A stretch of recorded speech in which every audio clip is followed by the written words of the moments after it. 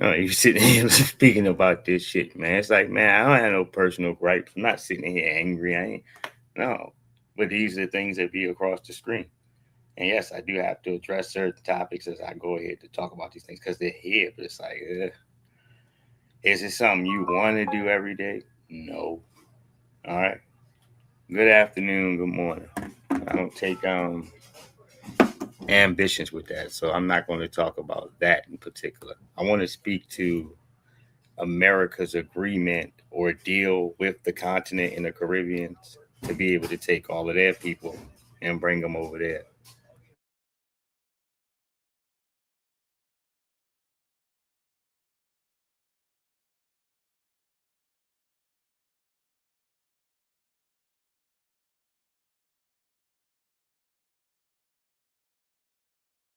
Countries across Africa have begun to take in more and more undocumented immigrants from the United States.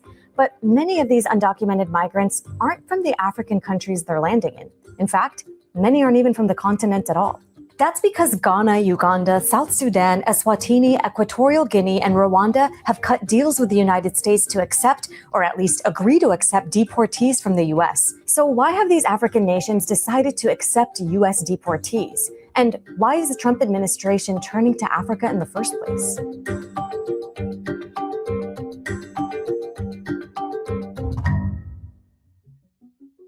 Well, on the 2024 presidential campaign, Donald Trump promised to carry out the largest deportation operation in the history of our country.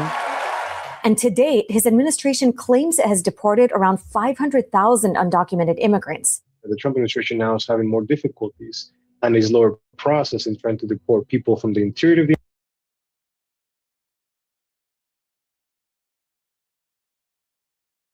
They're claiming 10 times, well, not 4 times the amount and what have you. And you're talking about some of these numbers are close to like 10 million or what have you.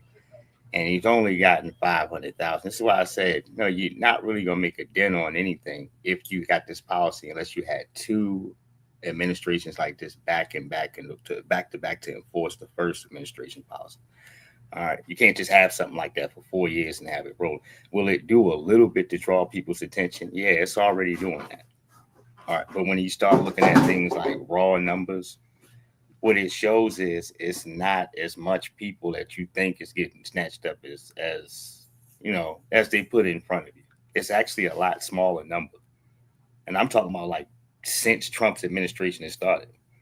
All right, the number is a lot more smaller. I just got to look at all this stuff yesterday. I'm like, All right, but if you look on television and you see some of the dramatic scenes, you look online, you see folks going off certain, and it's not to say it ain't happening. It is, but it's not happening as heavy as you believe it is when you just checking raw numbers, checking the stats. Yes, indeed.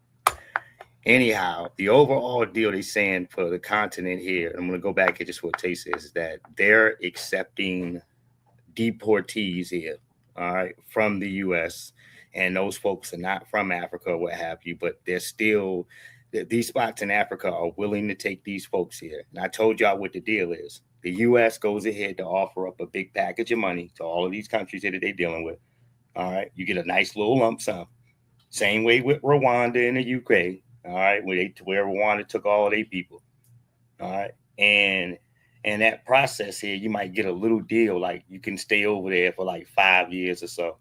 You see what I'm saying? All right, and then you got to go reapply. All right, that was Rwanda's policies.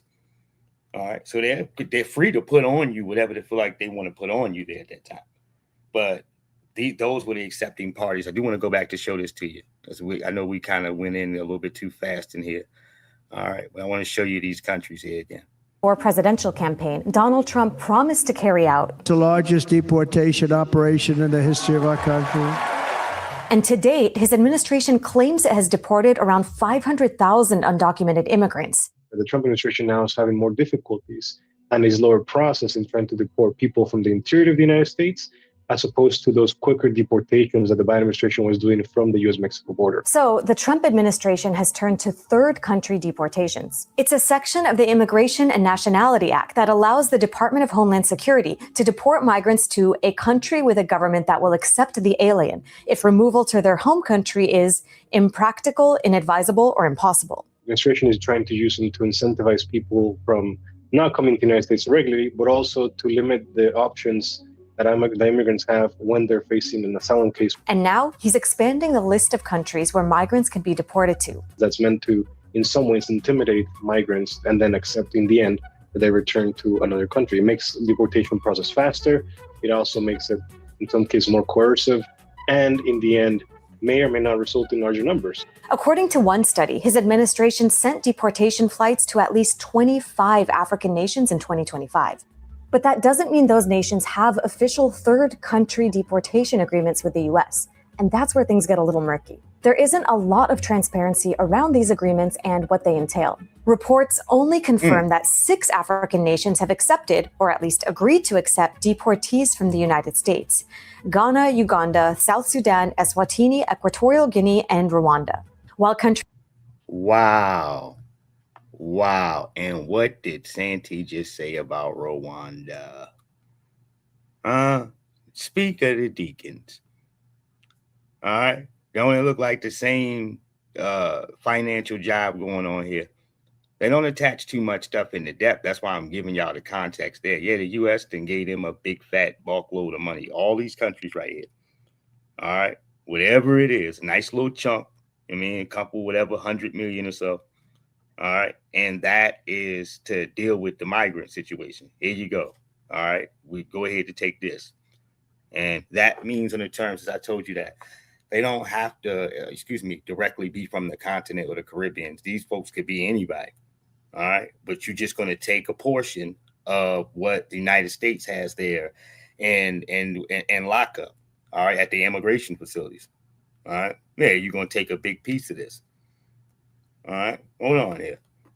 Countries like Nigeria, Libya, and Burkina Faso have rejected deportation requests. And we should be clear that the majority of people that are being deported in general, but also in these third country agreements, are Latin Americans themselves. Mexico, Honduras, Salvador, and Guatemala combined account for over 2/3 of the unauthorized immigrant population in the United States. So what's in it for these African nations? In general, I think every country, not just in Africa, but every country that's receiving or willing to receive this type of agreements, I think is trying to calculate how to improve coordination and relationships with the United States when they know that immigration is a significant component and pillar of the U.S. foreign affairs. In past arrangements of third country deportations, host countries have accepted migrants in exchange for compensation. Take El Salvador, for example. In 2025, the United States paid the country about $6 million to hold 238 alleged members of the Venezuelan. Like Santi was right again. All right. Hold on. No, they're catching up. All right. But they're recognizing this pay for play thing that I just pointed out. All right. Starting with El Salvador. All right. No, they got more cases in the numbers wise than I things that I don't have. Hold on one second. Villain gang Tren de Aragua for a year at the country's notorious mega prison Seca. And sometimes the U.S. has resorted to political pressure to get countries to agree to third country deportations. In 2025, Trump repeatedly asserted that China was running the Panama Canal. He then used that false claim to argue that the U.S. should seize control of the waterway. We're going to take it back, or something very powerful is going to happen. Around this time, Panama agreed to temporarily receive approximately 300 migrants. So why are African countries agreeing to accept U.S. deportees? They are trying to leverage the opportunity to reduce any type of import or tax limitation that they're now negotiating with the United States. African governments want to stay on the Trump administration's good side. This is just my common sense in here, just looking regular shit. No, what she's going ahead to admit to, and they're trying to say this in some type of calm way. All right. Yeah, but your president will resort to coming out to countries and lying on them. All right. Knowing it'll bring momentum to what he's saying. This is America, Jack. All right. No, that filthy ass president coming out here lying brings consequences. All right. Yeah, the other nations, nigga. All right. The people who ain't got nothing to do with anything, just standing there. All right, yell a random name out here, nigga, and cause them all types of trouble. All right, yes. All right, no, man, folks are just start going in on you. All right, so I believe China not wanting the unnecessary attention, and all right, China, you keep talking about we run the canal, they're in charge of it, we got to take it back. All right. No, all this silly ass shit. Yeah, they just decided to take a couple folks. All right, well, okay, we'll take these niggas. All right, come on over here. All right, shit, man. Just shut up and be quiet, nigga. All right. They stop putting a target on our back with the rest of these nations. All right. No, because there is power in the words of Donald Trump. If it's effective enough to go and move other nations to where they're going to change their immigration policies based on what they've seen Trump get away with, then that means that his words are effective. His policies are effective. All right. Watching all this old fake news stuff, this, that, and the third, and folks skipping out on damn getting impeached and what have you. People are looking at that. All right. When you first seen it, you were in awe. All right. But what it showed you here, all right, this is what I love about Trump's last 2-minute administration. Yeah, your entire government you got up there is a joke, man, especially Congress. All right. I explained to y'all as simple as this, man. Trump don't go talk to nobody to go drop bombs, nigga. He's supposed to go consult with Congress, supposed to talk to them. They got to get approval. There's a process to this, dude. All right. And in his case, has he listened to any of those bastards or any of these judges, or has he just walked over top of their head? All right. These systems don't matter here, Hoss, unless the rest of the public and everybody else say that they matter. All right. Right. That's what it truly is. This is what his bullying is showing. All right. That's the public and all this is willing to get outraged enough to follow the quote unquote rules that you got there on the books, which they're not. All right. Well, it don't really matter what the hell you do. All right. Don't even matter. You can crash this joint to burn, dude. All right. I can drop bombs. I can outsource the military to Israel, nigga. All right. Yes. What are you going to do about it?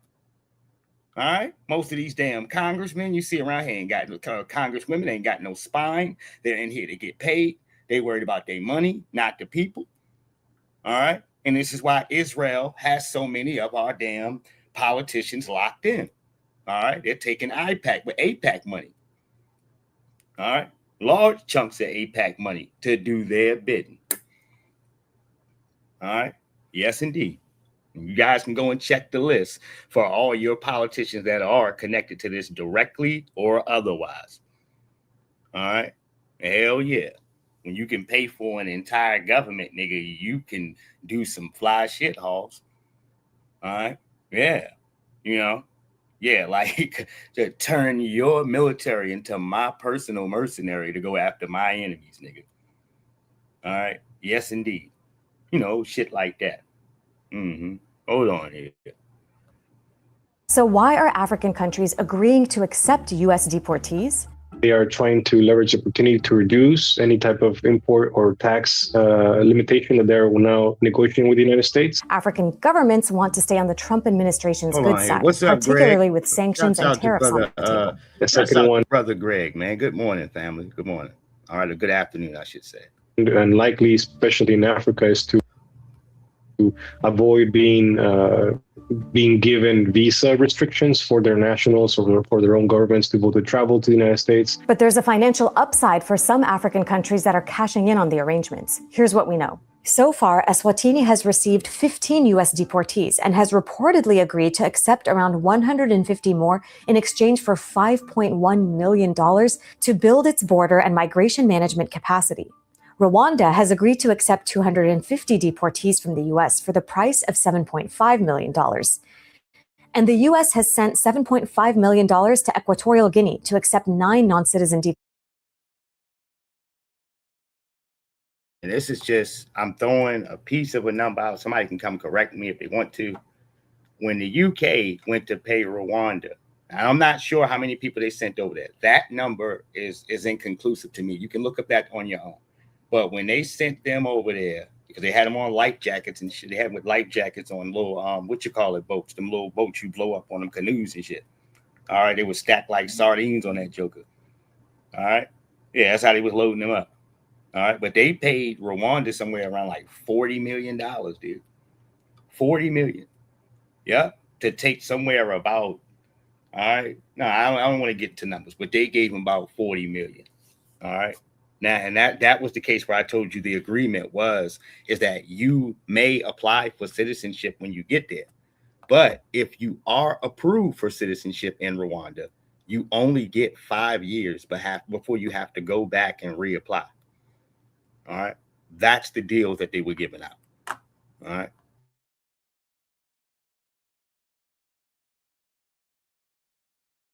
Deportees. On the other hand, Ghana and Uganda have agreed to take U.S. deportees for no financial compensation, but the countries had conditions. Ghana agreed to only accept citizens of other West African countries. Uganda only wants to accept deportees without criminal records and no unaccompanied minors. Last July, South Sudan agreed to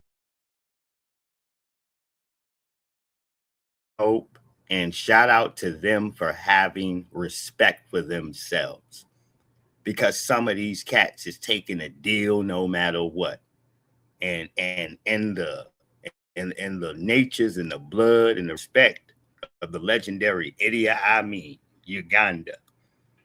All right. Yes, indeed. All right.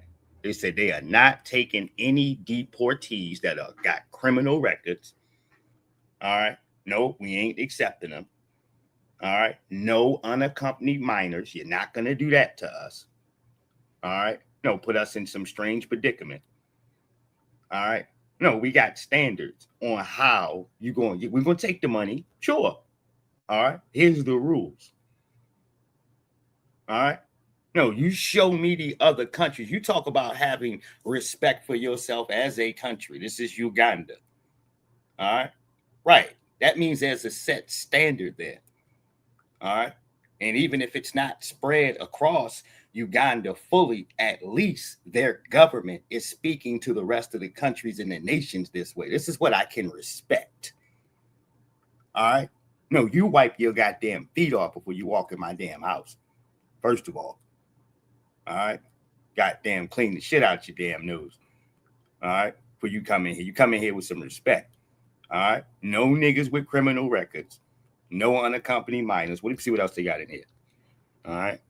Last July, South Sudan agreed to accept. All right. That's just 2 that they had there on the list that I see. But that there at least is a great start. Because when I'm starting to see them yell out other names in here, all right, I want to see if all of these rules are alike and attached. All right. And do I need to go back with this because the way I was looking? No, we can keep going the way we are. 8 deportees from 6 different countries. So what did the country receive in return? It wasn't a cash payment like in El Salvador. Instead, South Sudan presented a series of requests. Lift sanctions on then Second Vice President Benjamin Bonmel, reverse U.S. visa cancellations for South Sudanese citizens. Oh, man. I take that back. All right. You know why? Because South Sudanese people there, all right, by Mark Rubio in particular, yeah, he's practicing that shit on you. All right. Decided to target y'all in particular.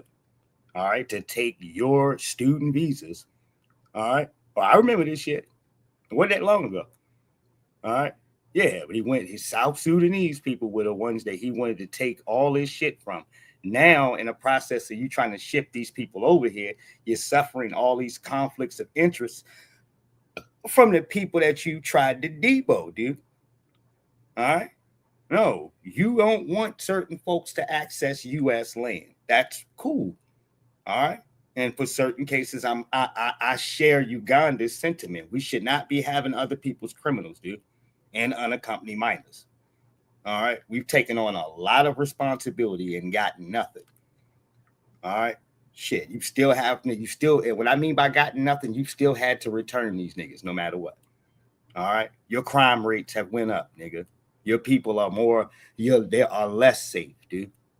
All right, because they're just taking the burden of the crazy niggas you got in your community. Now you got other niggas, crazy niggas. All right. Yeah, they working, they moving around in society, but they still wild, nigga. All right.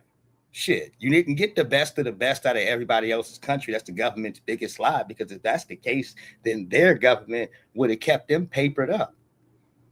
All right, living good. No, in the best damn residence and the best food and everything else possible. That's what they do with the best of the best in their countries. They're healthy as hell. They look good when you put them in front of the camera. All right. They've been treated well, nigga. You understand? Damn good. Fine meals, nigga. All right. Yes, indeed. That's what you do to the best of the best. You don't allow that nigga to foot it across so-and-so. All right. No, that's not somebody that you got a bunch of love for. All right. Yeah. No, I don't buy into all the bullshit, man. It has to match up with the sense of the stuff that you see in front of you. All right. It's not just the case of somebody, all right, talking to you about how rough it is. And this is what America has done. And look at what these people have built here. No, look at what some of these folks have been given. All right. Real talk. All right. And I go ahead to put it to these portions. Now you're watching folks there from the continent here. And as you see for South Africa too as well, you're going to have to strategize to deal with all of this mess coming in here and confusion and your people complaining about the circumstances of them being passed over and other people getting more than what they have. All right. Yeah, it starts controversy no matter which country it pops off on, because the native citizens are always going to be one to ask these questions of where mine is at, nigga. All right. No, where is mine? All right. No, I'm a part of this country here. How do this person getting more than, and I ain't talking about the US now. All right. I'm talking about what's going to go on. Rather, you talk about South Sudan, Uganda, all these other places. This is what you open the door for. Rwanda. All right. You wonder why these countries have so many coups and conflicts, dude. All right. Because even for that money that's coming in, it's not going to be properly distributed upon the migrants, and you know it. All right. I know it before it already gets there. All right. And that will be a problem as well. This is why they got to put short damn time limits upon the people that they get in there. All right. Because of all the economic corruption. Mm-hmm. And reactivate a Federal Reserve account so the country can use US dollars again. While leaders of these countries are comfortable accepting deportees, doesn't mean their citizens are. Deportees criminal cases gender-based violence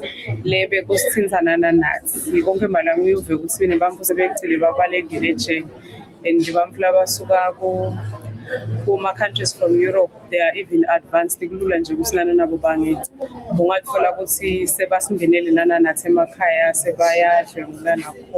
For example, local activists in Eswatini are suing the government, arguing that the deal was illegal. We implored the court to issue an interim order to stop the state from importing more deportees. But the judge felt that he could not issue that order because it would be anticipating the decision of the full bench. Plus, critics argue that third country deportations raise serious concerns, particularly because many host nations have poor human rights practices. Take South Sudan, for example. South Sudan's displacement crisis is one of the worst in Africa. Its armed conflicts seem endless and rights abuses are widespread. Almost everyone lives in extreme poverty. Once countries receive these migrants, they're no longer the responsibility of the United States, the government argues, whether initially that agreement was meant to be able to provide them protection or to send them to another country that would receive them. That then becomes a responsibility of these other third countries. Like I told you, the money don't do well. They're going to take the money. They're taking the people. Some of these folks, and you talk about these countries, they're used to doing their own people dirty all the time. All right. And then acting like they don't exist afterward. They don't even see you. All right. You're only forced to look at them when they start turning into damn rebels, tearing up shit, denying these big ass bags of rice you sending over, and start asking for jobs and money. All right. Yeah. This is when they get scared of these folks here. All right. Because as you've known here from the monarchy system, it doesn't matter where you're at here, dude. You have to continue to keep soccer games up and gladiator shit to keep the people confused. All right. Yeah. Keep them. All right. And the incentives to keep them happy, man, and to feeling great here within society. All right. So they don't uprise on your ass, nigga. All right. This is why you hear in these countries, there's always damn music playing and big ass speakers for some of these spots in here, booty shaking and twerking. All right. No, I got to keep you distracted, nigga. All right. That way you ain't got time to empower yourself at all. All right. And in them courses, nigga, we can be as dirty as we want to with the money. That's why I said you do not promote and gloat and smile at niggas scamming and doing folks wrong, dude. All right. That is something in America we do not go ahead to smile at, nigga. All right. Yeah, somebody running around getting over on people. All right. Yeah. Yeah. Folks like that get treated thoroughly here in America to remind you about what all right, where scumbags are labeled here. All right. You don't get to carry or take folks in here that have done you right your whole life here and then trash them the moment you get ready and then come back 2-3 years later and people acting like ain't nothing happened. All right. No, we mean what we say here, stand on the course to say you are exactly who you say you are. All right. Yes, indeed. All right. So when we go back to the confidence economically of these countries here and taking care of you after the U.S. gives full custody of you to them, you are on your own. That's what they're saying. All right. Don't be surprised if that government does not give you shit. All right. But damn, refuge. Okay, you can stay here in this country. All right, you good. All right. Shit, you're taking forever to get some benefits. All right. Yeah, it's got to go through all of these dirty ass hands. And then they got to look at you to decide if they want to give you anything. Mm-hmm. Now that's how that goes. All right. Yeah, that's why you said here in a form, they're making deals now, right? And I told you for the other folks with the TPS status and stuff, their stuff don't end for I said white Latinos. Their shit don't go into effect until October, dude. All right. Yeah, they got time to get their affairs in order, to set up checking and banking accounts, nigga, to make sure that their money can shift right. If they want to shift over, goddamn, with some of their vehicles and all, they got time to move around. All right, for some of them. You understand? For them patients in there, this is why I said y'all got a raw deal. Not only did your time come into effect, I want to say Monday here of this week. I want to say, was it this week? It was on the 3rd, baby. All right, whenever the 3rd was. All right, so that's when their stuff had went in effect to start here. All right, rolling as far as TPS being over. Y'all been blessed to get the extra 14 days. All right. After that, who knows what's going to be in store there, because you've already been to the circumstance of the Supreme Court on some of these matters. All right. Yeah, the judges and all these folks can only keep getting in and intervening, but so many times in here to try to help you out. All right. Like I told you, if somebody wants to hold you down, then they give you something that is permanent, man, that locks your feet in here to where you ain't got to keep worrying about shit and turning around and looking over your shoulder here and checking to see if your work permit is good and all of that. And more than anything else here. All right. Because I was spitting the truth here last night and I'm going to keep spitting it. If you've been here 2 decades, 20 years, 30 years, those are the folks, man, I don't really want to sit here to have to, because I'm looking at it now, man, we shouldn't even have to argue with you. All right. You should understand this history here in America to know that you can't trust this government, man. All right. You think they're going to go ahead to hold you down forever? Shit. All right. Yeah, they'll use you as a pawn. All right. They'll borrow you some steps up, nigga, while they go ahead to get themselves clean and sabotage Freedmen. All right. But they've showed you all the time when they get tired of you. All right. Your Chinatown, Philly, y'all, where they had that Philadelphia's 76ers new stadium and all that shit. All right. No, they started to get Chinatown's ass right up out of there. They said it started, the trash pickup was late. All right. More of the heathens were hanging around there. All right. It started looking more dusty. The more calls for police was going on around in that area. That was intentional, nigga. All right. Yes, because when they get in here for the cases to gentrify you for big corporations to move in, that rule remains the same for everybody. All right. Yes, indeed. All right. That's why I point to Philly in particular, the Chinatown over there. All right. They caught pure hell. They had news stories talking about, yeah, it's, the trash pickup is a little bit late. Police are over here more. Yeah, they want your ass up out of here, baby. All right. That's your local government doing that to you. All right. They got corporation money coming in, and your ass needs to get out of that space because somebody else needs to occupy that. All right. Yes, indeed. Anytime you got damn T-Mobile and all these other damn jokers getting ready to pull up and spend all this money. Hell no. All right. They don't give a shit about your community. Same way I told y'all, Miami and Little Haiti, as I always give you that example.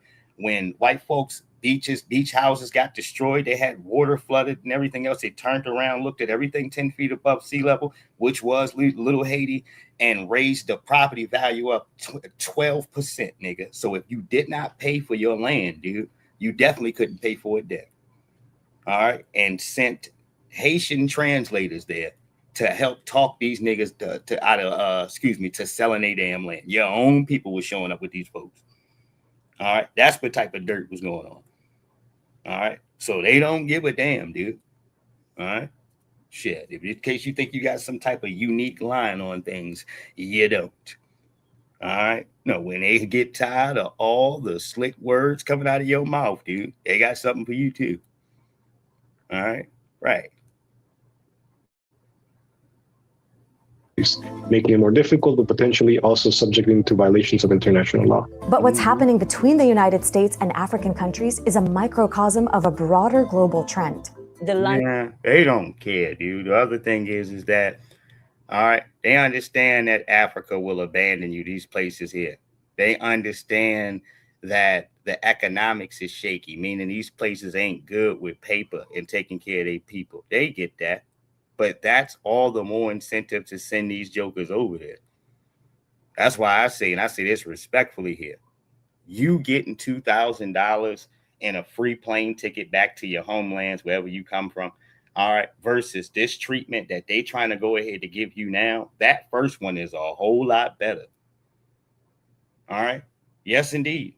Because the matters underneath of you strictly dealing with the hands of the U.S. government is going to be unpredictable.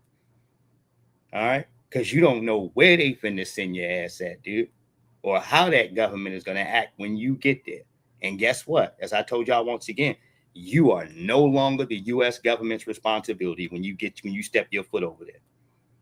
All right, you belong to whatever country you just came up in there. All right, yes, indeed. All right, their laws, however horrendous and effed up and raggedy their laws is, that's what you abided to. All right. Yeah, you don't want them standards, man. All right. Right. I'm just being, you don't want to show up to Ghana or whatever these, like, what you call it, man. All right. And I told you with Ghana, man, they said damn near 70-something% of the water is polluted, dude. All right. Yeah, all of the drinkable water. That shit is all messed up with mercury, cyanide, lead. All right. All of this shit in here, from spraying this stuff here into the grounds in here digging for gold. All right, this is what the Chinese folks brought in when they started searching for gold, and they started destroying all the farmland. So you don't want to get dropped off over there. You don't, dude. All right, I'm telling you some good shit for free. Where you got the women in the village talking about some to drink contaminated water, trying to avoid that. It's like trying to avoid the mosquitoes. All right, what? The flies? I think that's what she said. Something she said like that. All right, oh hell no. All right. No, man. I seen one of them damn, like, Deer Park bottles, and the joint had a bunch of brown shit. All right. No, it had a bunch of brown shit at the bottom. All right. Yeah, I showed y'all this video here. All right. And them folks was in the street arguing. They were protesting over saving the damn land. All right. That's how bad some of them niggas got it, man. All right, said she's got over like 55,000 gold digging mines over there right now. Bunch of them are illegal, dude. All right, but they got niggas standing around with AKs and shit. All right, yeah. You got Burkina Faso and other countries over there working. All right, it's bad, dude. All right, hold on, fair use. You don't want that type of treatment. I would say your best bet is to take that $2,000 and the free plane ticket and take your ass home. All right, Tom Homan and them get a hold of you. Right. Yeah. I'm just warning you. London High Court has ruled the government's plan to send asylum seekers to Rwanda is legal. More recently, the Netherlands launched a pilot program to return rejected asylum seekers to their home countries. Oh, my God. Huh? No. What did I tell you about Donald Trump's immigration policies being influential on an international scope, meaning other countries are going to tap into this. And now you staring at the Netherlands and they're telling that the Ugandan folks, we're going to drop your black ass off right where we got you from. All right. Nah, we don't want any. Huh? What? Nope. All right. We already got that covered. All right. But we're going to give you a free plane ticket and a free ride home, respectfully. All right. Yeah, we always love a good visitor. All right. No, this is the Netherlands, dude. All right. No, just in case you thought it was sweet somewhere else. Seekers to Rwanda is legal. More recently, the Netherlands launched a pilot program to return rejected asylum seekers to their home countries through Uganda. And Greece has joined the growing number of European nations that want to create so-called migrant return hubs in Africa to process and relocate rejected asylum. And Greece is racist as hell. Yes, it is. All right. No, Trump opened up a back door for these jokers, family. You don't understand. All right. Some of them have wanted to react like this for years, but they've been concerned about the backlash from the United Nations, from nationally being called racist and being called horrible people. They don't mind to abuse you when the doors is closed and can't nobody see nothing. Yeah, they'll abuse the shit out you. All right. But for the most part, when all eyes are open and everybody's looking internationally, they want to keep a clean reputation. All right. Plenty of them practice their own brand, all right, of racism there in their country. Of course. Absolutely. All right. But they never been too emboldened just to jump out there. They hated the repercussions. All right. What is everybody going to say? All right. How are we going to be treated internationally by some of the other African countries and the countries in the continent? All right. What are they going to treat us upon? Because they're watching this too. And we need shit from them like everybody else. All right. Come on now. All right. Come on. So if you're sitting here and looking, yes, Greece, all right, is trying to get down with their own funky ass brand of sending your ass home. All right. He said, I would like to get a slice of that too. I like that room too. Take it, Ray. All right. Yeah, they want a piece of it as well. They down with it. All right. Yes, indeed.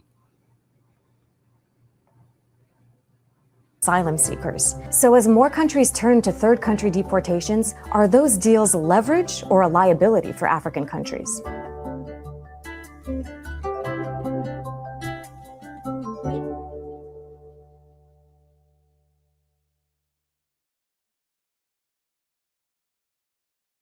Damn. All right. And it ain't just them. There's other countries too as well. NBC just released a report. I believe I was showing y'all yesterday.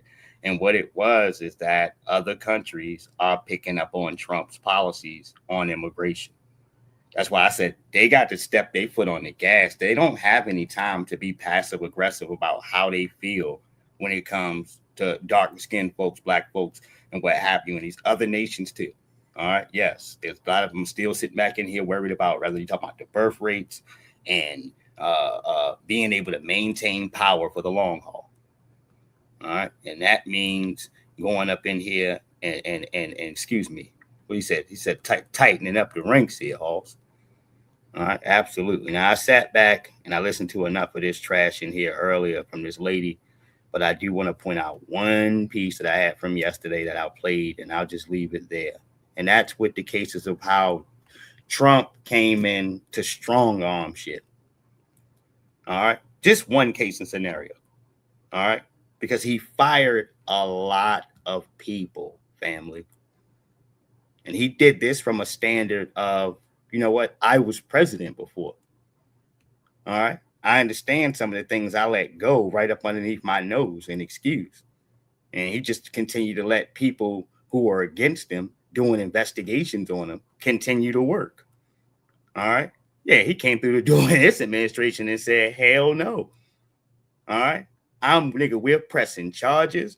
I'm putting cases out on all you bitches. All right. And I'm clearing you out. All right. No, I'm not gonna let you sit here like Inspector Gadget, nigga, and continue to do investigations on me and my people. All right. Yeah, I am a gangster. All right. Trump is a damn crook. All right. You better understand what you're getting. You see, if you take a person exactly how they are, you're not surprised when they do something effed up. All right. No, he is what he is. All right. He's a racist. You can call him all that. Sure. Absolutely is. All right. But he's also a crook too, as well. All right. Yeah. A straight gangster. All right. And I mean that from the terms of staring down your judges and the Department of Justice and getting everybody's ass up out of here. All right? If you got any allegiance to the other side, if you've ever looked at me wrong, nigga, all right, you gotta go. All right? No, can't chance it, can't take any chances. No, I ain't, not interested in doing prison time. All right? Yeah, bring your ass from up out of there. All right? The only people he couldn't take directly off of things, which he wanted to anyway, all right, was folks like Alvin Bragg, all right, and Tish James. And because he couldn't attack Tish James directly to go ahead to remove her, all right, this is where Sam Antire comes in, the guy who cooked the books for Crazy Eddie's back in the day. Crazy Eddie's was the electronic company here that was on top before Best Buy. All right, you had Crazy Eddie's. All right, and they had some type of the feds ended up hitting them, and they had some type of financial problems there. And the guy that cooked the books and ended up getting locked up. But his good part for things is that once he got out of prison, Sam Antire, the feds ended up hiring him on retainer because he was so good. So with that, he learned a few tricks and stuff like that from them when it came to the cases of like cooking the books and numbers and hiding money. All right. This is why he was so successful grabbing up Tish James and her fraud, dude. All right. Which she had a couple pieces of it here. She was just sloppy. She was a repeat offender. All right. Right. If they took a funky ass to court, she was going to lose dead to rights because it was there on black and white what she was doing. All right. People knew where she lived at and where she didn't. All right. So she couldn't bullshit you. That's somebody, a friend doing a favor to help her get them damn charges dropped the way that she did. All right. Yeah. What you call it, to get the judge to throw it out and all this old silly ass shit. Them protecting their own. All right. Now, I ain't gonna lie to you. I like everybody else. I thought Tish James was done for. When I seen one of her ratchet nieces and that long criminal record, all right, I was like, all right, they got you, baby. All right, now they got you. All right, no, but they actually ended up looking out for her, Letitia James. Now, let me go back on over here. All right, I want to show y'all the case of these numbers here and what Trump did. Made even more complicated this year as the courts themselves have changed. The Trump administration has fired over 130 immigration judges, and several more have resigned and retired. Check me out, baby, in rare form. 130 immigration judges the Trump administration removed. Yeah, that's to get you out of my damn way. Move. All right? No, we got an objective, dude. We have a timeline in here to do it, and we got a mission, and this is what the voters voted for. And you're in my goddamn way. All right? Yes, 130 judges smacked upside the head. All right. Yes. We got to get this train smoking, nigga. All right. Yeah, the train's got to get moving. Who's holding this shit up? All right. Right. Let you know real quick, goddamn it, how much power you're going to have when it comes to this situation. All right. And this is what I call strong arming Debo-like tactics, nigga. All right. Snatch the gavel out your goddamn hand, nigga. Get your ass up out of here. No, you don't. Oh, no, you don't. Well, you're going to resign. You're going to resign then, but you're getting your ass up out of here. All right? Yeah. This is the conversations you having with these egghead jokers, and I don't give a damn because ain't near one of y'all that set up here to benefit black people. All right? Yeah, as he said, they're immigration judges.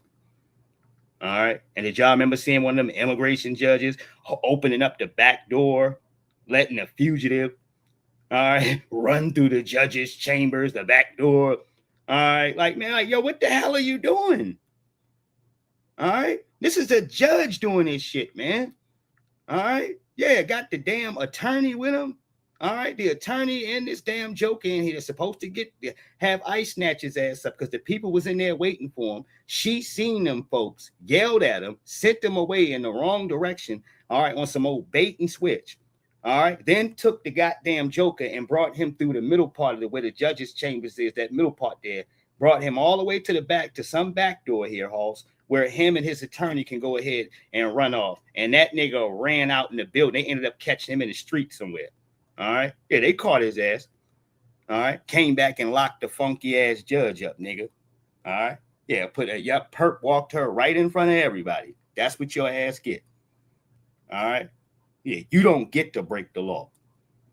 All right. I don't care how compassionate you are about this shit here. This is America, and we got laws. All right. They put her right in the back of a damn Dodge Charger, marched her right out of there while she was in there eating her damn tuna fish sandwich. All right. Bring your ass on over here. All right. Yeah. Yes, indeed. While she was eating her tuna milk. All right. Some former judges say that sends a clear message to greenlight mass deportations and get rid of the judges they think stand in their way. Yeah, gangsterism. Strong arm, elbow, mush in the forehead, stiff arm, nigga.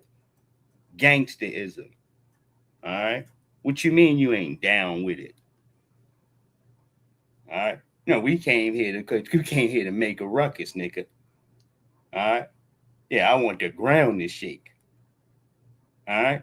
Yeah, what you mean you ain't down with it? Huh? Started clearing house. Started counting heads and clearing house off. All right. Yeah, I counted 130. All right. Get rid of all of them. All right. Shit like that ain't never been seen like that. All right. No, not at all. I ain't never seen no president come in here and, just start getting rid of the immigration judges. And that should have showed a lot of people in here that was, all right. No, you were kind of looking teary-eyed as if, it ain't going to go down like that. That should have let you know that all protections were gone. That part and the part where Tom Homan said that he was green-lighted on ripping up people's green cards, dude. Ripping them up. Because the significance of you getting to a courtroom did not matter. It slows down the time process of us shipping you back to where you came from. All right. When I heard that shit, I'm like, oh my Lord. Yeah, they got their ducks in a row. All right. This is to stop a nigga from plebiscite babbling. All right. Yeah, explaining them real long. This is to stop all that shit, nigga. It's just, goddamn it, put your hands behind your back, nigga. All right. That's all it is. All right. Respectfully. All right. No, we're going to speed this shit up. All right. No, green card my ass, Jose. All right. It's no good. Mm-hmm. That's why I told y'all how fast the turnover rate was with him, because people were getting real upset because of how quick Tom Homan's turnover rate was, because by the time that they would go ahead to get themselves formed and organized to go protect their people or say something about their matter, those people will already be shipped home. I said his turnover rate was somewhere better than 40 with less than 48 hours, man. Sometimes in the case, if they caught you early in the morning, dude, you would be back home and still be the daytime. All right. This is how they had them planes moving. All right. Yes, indeed. They would be low. They would be catching people and literally taking you from wherever they truck or whatever they got there to the plane, loading your ass up, dude. All right. Yes, indeed. All right. No, I remember this because they were coming forth bragging about it. All right. Yeah.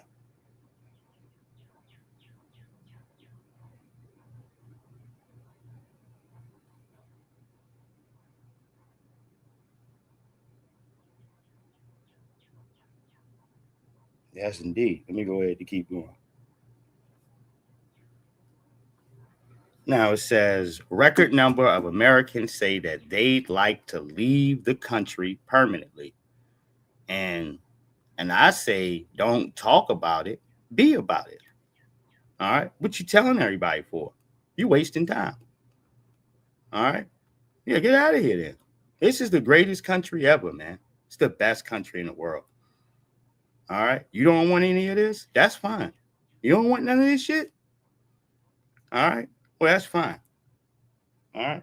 Yeah, we keep the noise down, nigga. All right. Notice, as they tell you this shit, they still standing their asses right over here. All right. Because talk is cheap, man. I don't give a damn about some bullshitting jokers in the bushes. All right? Whispering catfish chewing ass niggas here, all right? Yeah, in the back somewhere whispering. All right? Yeah, this is fucked up, man. You this is wrong, right? You really shouldn't be at that. Look, dude. All right, you want some of this or not? All right, and I'm talking about some of that good old American dream. All right, the land of milk and honey.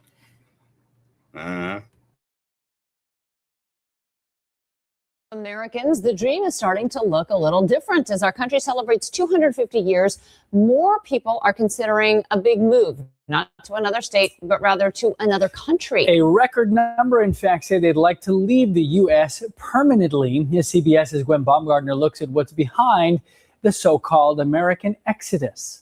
At this hotel conference center, dozens of Californians are exploring their options abroad. I've been here for, how old am I, 103?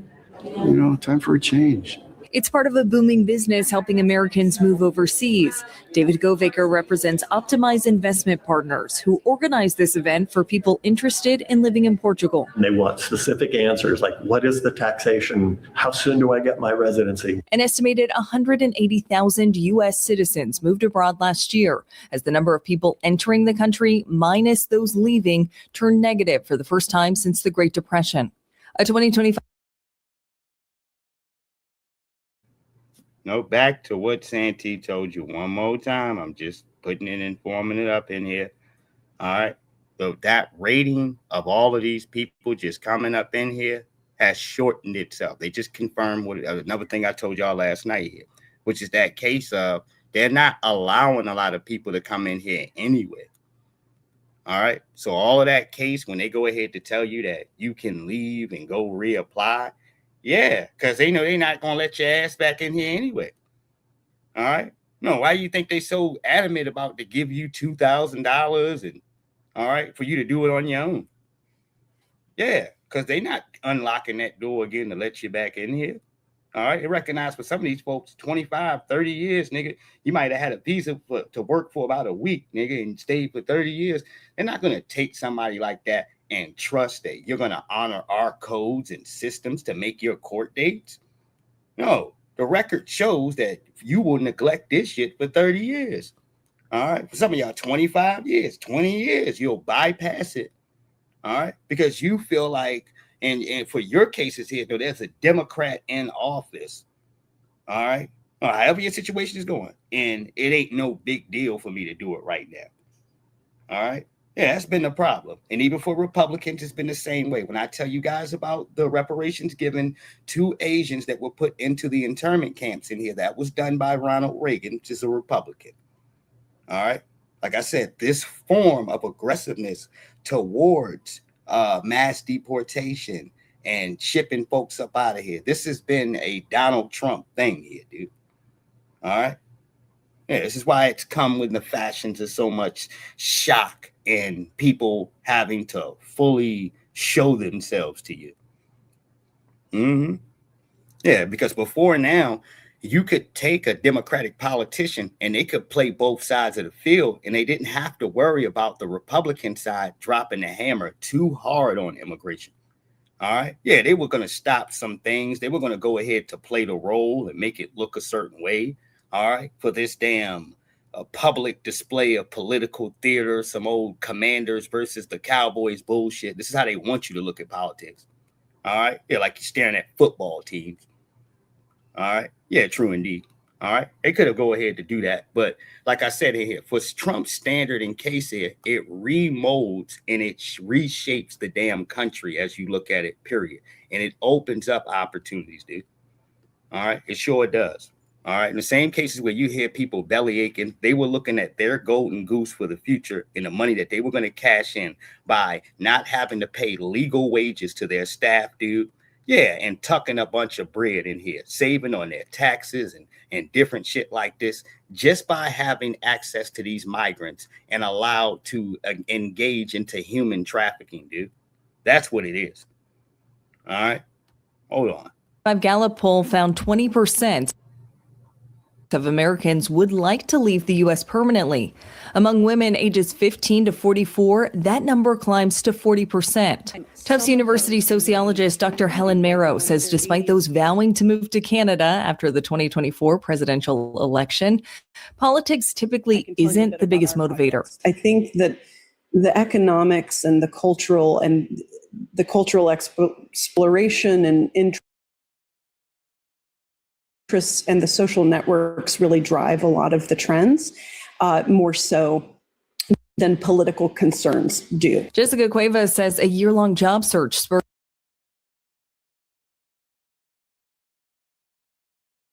on this out here. I understand. In other words, people are full of shit. All right.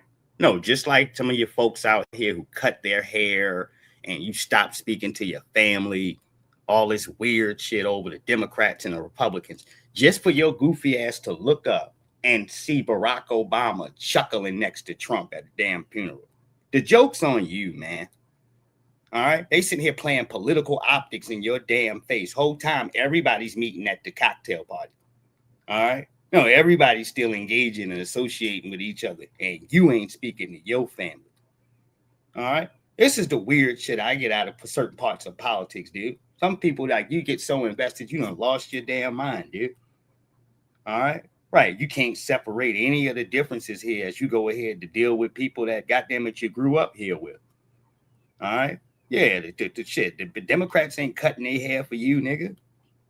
All right. You ain't speaking to certain co-workers and keying people's cars and shit. All right. Some of y'all done lost your damn mind. All right. Yeah. If you got a Tesla, you got to be a victim of one of these wackos. All right. Because you know Trump is going to come in and snatch up all your bussy rights, nigga. All right. He going to snatch them right off the table. All right. Just as he did for the Supreme Court thing here. That went all the way to the Supreme Court, and that was the one ruling. He didn't get that ruling for birthright citizenship, but he did win upon a case with the 30-some-odd states now that have a right to decide if they would like to have biological males playing in female sports. That's a W. All right. Yeah, it snatches the bullshit off the table. Because like I said here, I got a daughter. All right. And she's competing in whatever, volleyball, basketball. All right. This, that, and the third. And there's some swimming and there's some biological damn male trying to go ahead and pop in and get it. No, dude. All right. He naturally has twice the amount of strength biologically, dude. You're cheating. All right. Hey, we're not going to have no Leah Thomas bullshit in here, dude. All right. And guess what? All that, what you call it, y'all played in here, like I told you, that cracks in the U.S. When they tried to take Leah Thomas to the Olympics on some old international shit, the rest of these countries said, hell no. All right. You're not coming in here and cheating, dude. All right. Started putting all these crazy rules on them, saying, yeah, you had to at least start taking the hormone drugs at the age of 11 or 10. Or you understand? They started putting all this shit down.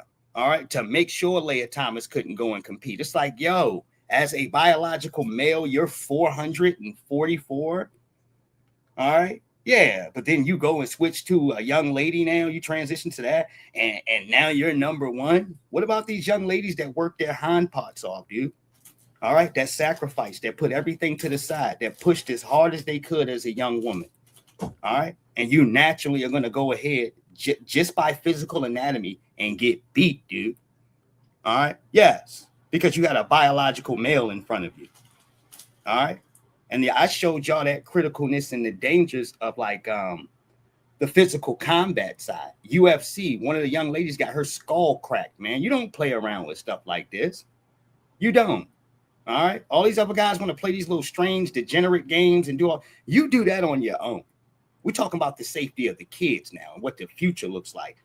The bathrooms and what your daughter and your granddaughter walk into. All right. Your niece. All right. And I've seen already in here, a little black girl went to go walk into the bathroom. As soon as she did, it was some big, tall Latino dude in there washing his hands. All right. Yeah. Shit's scary, man. All right. Especially when you understand that your politicians now, especially that Democratic side here, has thoughtfully made a comfortable route for predators, nigga.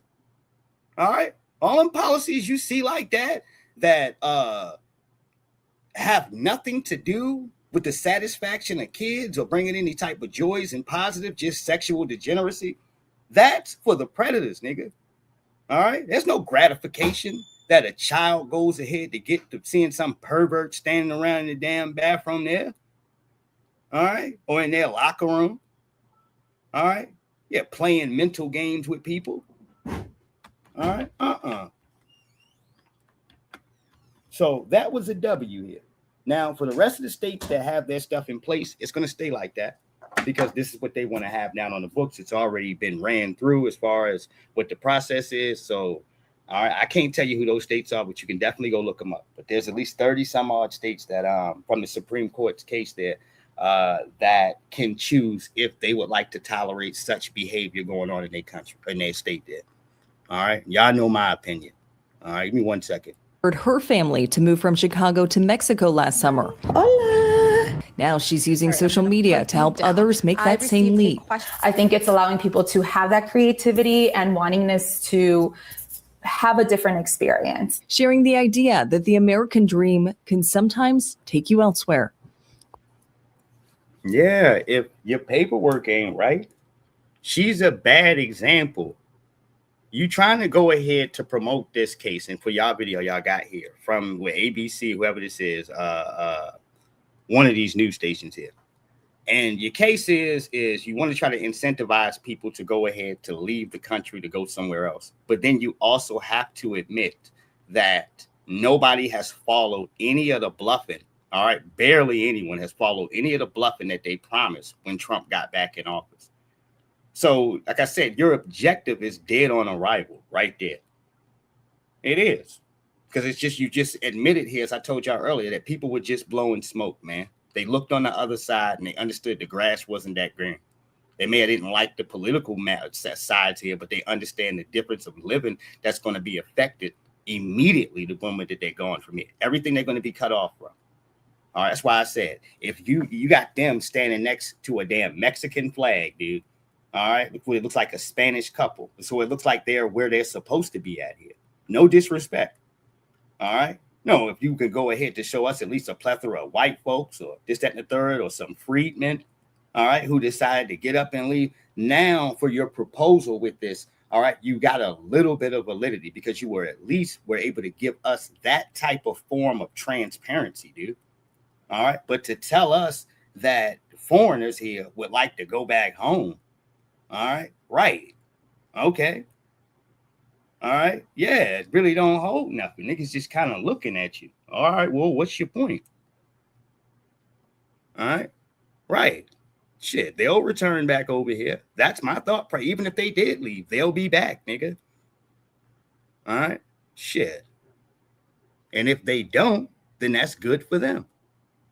All right. Shit. I ain't got nothing negative to say nothing about that case in here. It's all positive to a freedman looking at it because the way we see it is, and at least what we practice is, taking care of your homeland comes first. Speaking upon your people, doing things politically and what have you for your people comes first. So if you're going to go back there to go do that, we wish you the best of luck and success with that.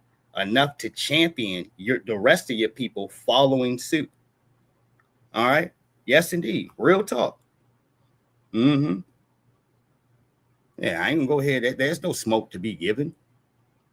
All right, shit. Some people wake up here this morning and they done chose war. All right, definitely have.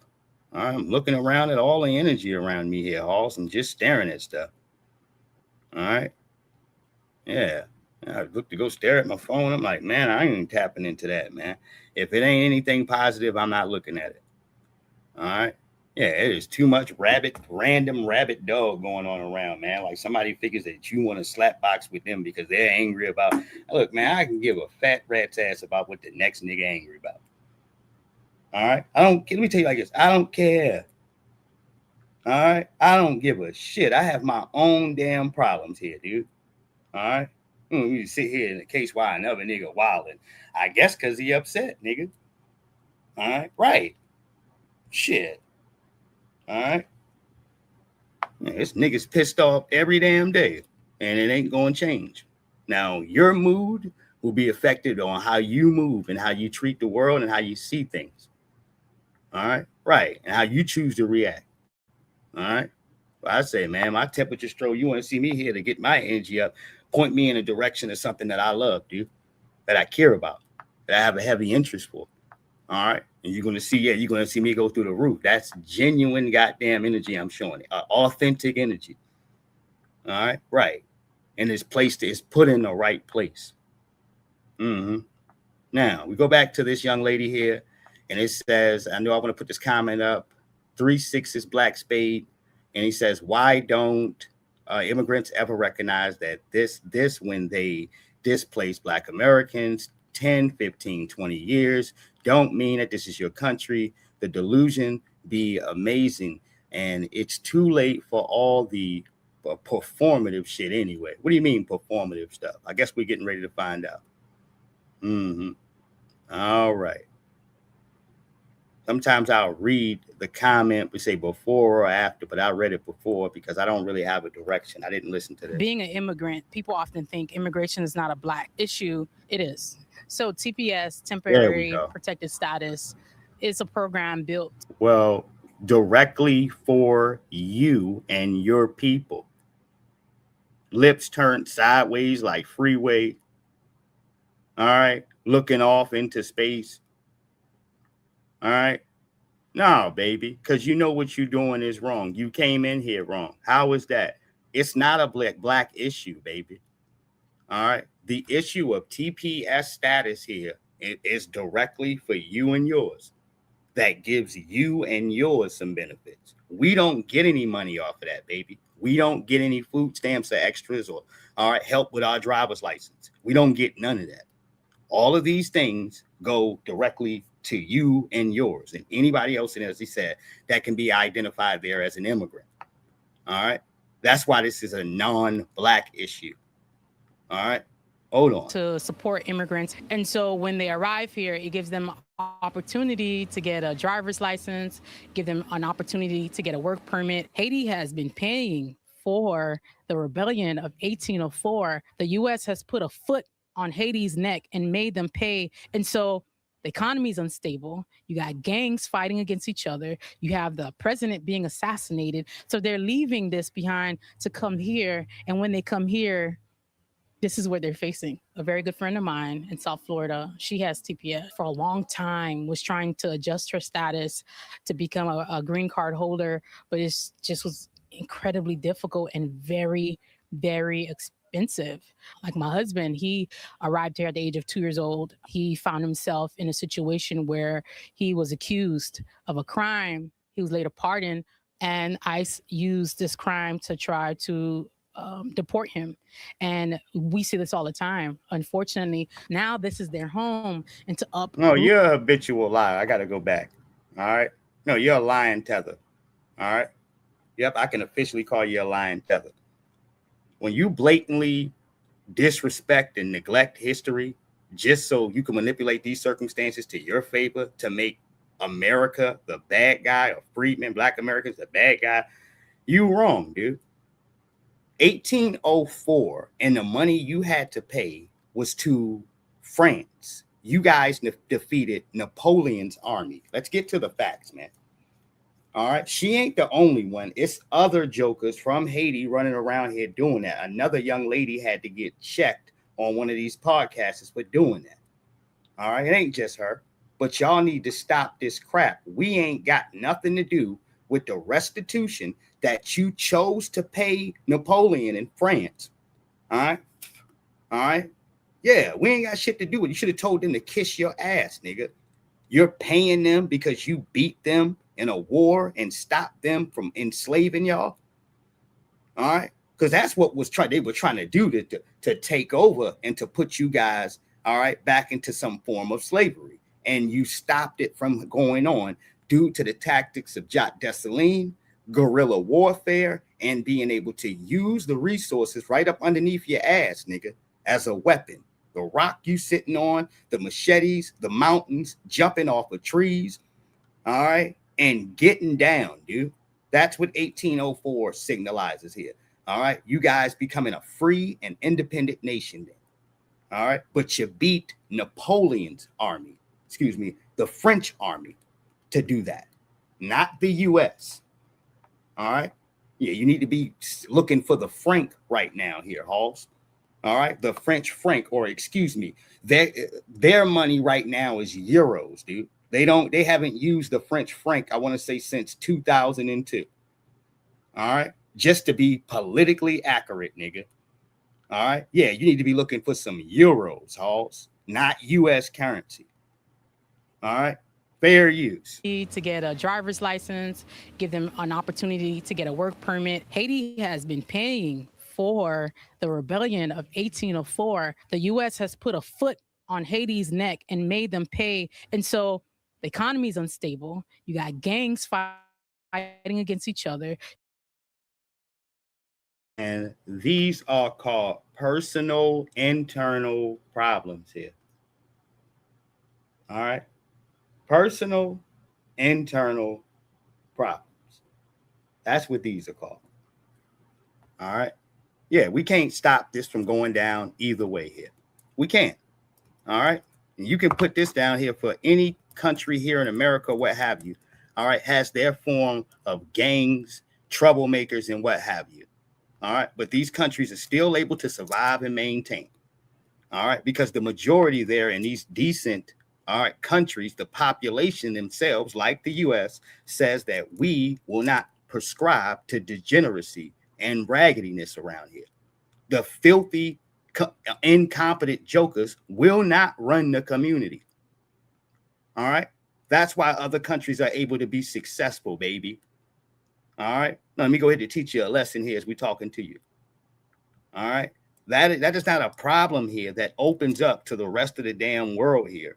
Because you guys have land and space and don't nobody know how to behave themselves. That's what you're pretty much telling us. All right. Yeah, I see folks go to work, pay bills, mind their own goddamn business every damn day, and there's no casualties. All right. No, ain't no rotten dead bodies on the ground, and ain't nobody beefing over tribal trash, nigga. No. All right. This is what I'm used to looking at freedmen among other freedmen chilling here in America, getting shit done. And we may not all have the same careers and occupation, but we have a damn code, dude, that says that we will protect and respect what the hell we have built, dude.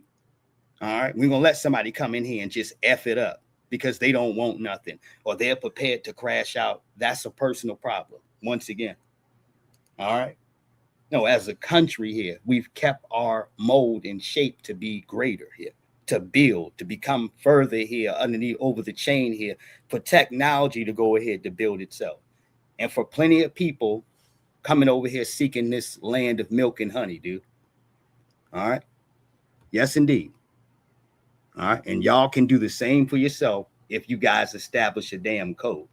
Your president in Haiti right now, name is Barbecue, nigga. All right. You ain't got no leadership over there.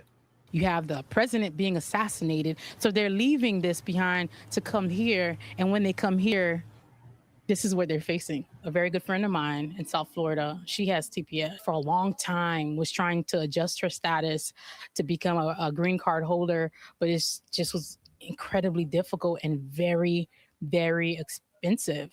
Like my husband, he arrived here at the age of 2 years old. He found himself in a situation where he was accused of a crime. He was later pardoned, and ICE used this crime to try to deport him. And we see this all the time. Unfortunately, now this is their home, and to uproot them after investing. No. Let me tell you something. Young brothers there, at least one of them here, there's plenty of them that have been American-born natives, tried to go back to Africa, invest into Africa, the man built 5 homes over there. All right. All in a line next to each other, damn near like a community. All right. He leaves for a second, I believe, and comes back there. All right. Going on a trip to come back to find that all of his buildings have been broken and tore down and his shit got ransacked by the people in the community and then trashed. And after it's trashed, it was left for some white folks to come and for them to purchase his land. And Ghana allowed it all. All right. Still to this day, I'm not sure if they compensated that man. All right. This is why I don't recommend none of y'all go ahead. All right, to do this. Another guy here for his story. Land and stuff got taken away, or they started to do construction to knock his shit down while he was there. The man went down the hill. All right, because he used to do this shit, I guess, at least two times or 3 times a week. He would go down the hill with a big ass pot of food and feed the goddamn community, dude. All right, this is how bad y'all got it over there. Feed the damn community, big pot of food. All right, he comes back to his crib to see them knocking his house down in here, Halls, and the community once again helping tear his shit down. All right, you ain't gonna go and give something to people who don't want nothing, nigga. And their spite, their anger, their tribal trash weighs more than having a better future than tomorrow, nigga. I care more about fighting with you. All right. Yeah, you ain't gonna help nobody like that, nigga. All you're gonna do is get in your own way and end up, goddamn it, getting yourself in some legal trouble. That's it. And taking a bunch of economic losses. That's it. All right, a whole bunch of them arguing with a person who's telling you in front of you, showing you that they don't want nothing. All right. Well, we're not gonna. We don't accept this if it means it has to come from you. Oh, okay.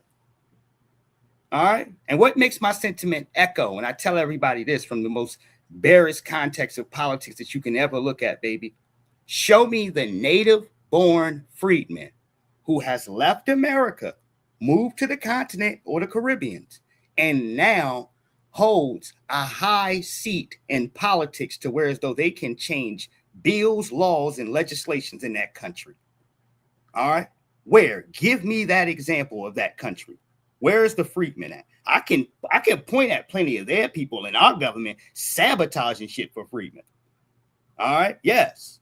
But you can't see the transparency lines. And it's done. The answer to what I'm saying is it's done intentionally, dude. All right. Yeah, that speaks to a personal core. All right. And can near one of these countries from the continent and the Caribbean deny it, dude. All right.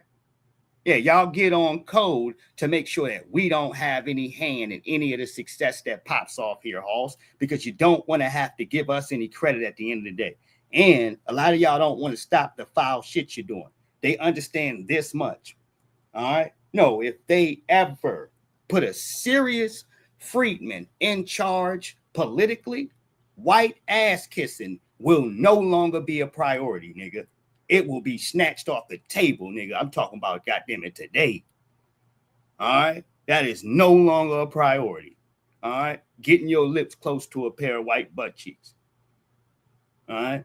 Yeah. And there's some of these folks in here, I'm talking about to be at the bottom of the slums and wrap their arms around white daddy's ankle, nigga. All right. Will fight you tooth and nail, nigga. All right. Yes. All right, fight you to the death, dude. All right, just so they can take a shit on the same toilet that this white man did over here. All right, it's I'm telling you, it's some sick stuff, dude. All right, well, this is what you're dealing with. All right. 10, 15, 20 years into this country, it's really wild that the United States is looking to pluck them out of their community and put them back in their country, which is still unstable, and tell them, hey, this is considered temporary, but not finding a pathway to allow them to stay. We have not stopped fighting. What it's going to take is organizing. Put your hand. It is not the American government's duties to create a plan for somebody else's future here who isn't even a damn citizen of this country. All right. We're not responsible for where you're going or where the hell you just came from. All right. How about thank you? All right. No, all this shit talking about all the TPS. What about, hey, good looking out, Halls? Hey, I appreciate you. All right. And you know what all this extra lip comes from, baby? Entitlement. All right. No, because we've been giving the milk away for so long. A lot of these jokers been spoiled here, Halls. You've just been able to attach yourself to a ready-made Thanksgiving table with the spread already out here. You ain't have to work for nothing. All right? Yeah, now somebody's telling you, dude, that your access is cut off. Your key card don't work no more, nigga. All right? Well, we about to shut it down. All right? And for all the time you've been given to dwell in this case of milk and honey, you never put yourself a set-aside plan to where as though if the roof starts to collapse, because the dominant society here is tussling, playing gladiator in the middle of the street. All right. No, I got somewhere to hide at, dude. All right. I got some paper that's going to protect me because I went to legalize to get my citizenship here, dude. All right. Right. That's what I mean. All right. We're not responsible for making those plans for you. Shit. We let you in here. All right. Gave you all kinds of shit. All right. That should be enough. All right. And to the plow. It's going to take all of us. That's how we get things done. That's how our ancestors were able to win. And we're going to continue to win. We're not going to give up. We're not going anywhere. Hands off TPS Haitians and Syrians. Hands off TPS. Yes, if you had that much fight for your own country, all right, no, you might have at least loosened up barbecues, restrictions over there on how people can move back and forth. Because you will damn sure go over to Haiti and get your ass kidnapped, nigga. Yes, you will. They will ransom your funky ass, nigga. All right. Oh, yeah. Huh? Oh, you damn right. Mm-hmm. They will ransom you. All right. If you ain't supposed to be on certain roads, as the man said, the little tour guide, nigga, you need somebody taking you through. If you're not a person that's from there, you're going to run into one of the damn barbecue checkpoints, nigga. All right. And anything can happen at that time. Mm-hmm. Yep. It's called a barbecue checkpoint, nigga. All right. Yep. Shit, and they got their own order of things of how they moving. All right. Yeah, like I said, it's their country. Now let's go on over to Officer Tatum because he's been on a roll recently. And what he said the other day, I told y'all, he stood up for the black girl for the self-defense stuff. He said it was absolutely self-defense. A lot of his people went after him, dude. All right. Does this mean that we're going to start to accept Officer Tatum? No. He's still a Sambo. All right. He's just been on the right side of a couple of conversations. That's all I'm saying. All right. I'm no fan of him, Jason Whitlock, any of these tap dancing niggas that you've seen over the years. All right. But he dropped something here that I have been sitting here saying to you guys forever. And he's explaining to you why Benjamin Crump is an ambulance chaser. And you can put that title to Lee Merritt as well. Yeah, they ambulance chasers, civil suit lawyers, nigga. All right, that's it. All right, hold on. Oh, we got the GoFundMe. I want to show this too. We don't have a video of Benjamin Crump, but just so you guys know, Benjamin ambulance chasing Crump, which I think is the most corrupt. I personally think he's the most corrupt. Why do you say that, Brandon? It seems like he's always. Think about this for a minute. I want y'all to put this in perspective. And this is why I'm saying what I'm saying, because there ain't nobody gonna be like, I'm gonna sue Brandon for defamation. I have a logical conclusion that I've come to. I've seen Benjamin Crump on almost every single high-profile black case, and I don't think one time the cop got arrested in the situation. He was a part of Michael Brown's thing. The cop got free. He was a part of Eric Garner's thing. The cop went free. He was a part of Philando Castile thing. The cops went free. He was a part of what's his name? George Zimmerman and Trayvon Martin. There you go. He was a part of Trayvon Martin's team. George Zimmerman went free.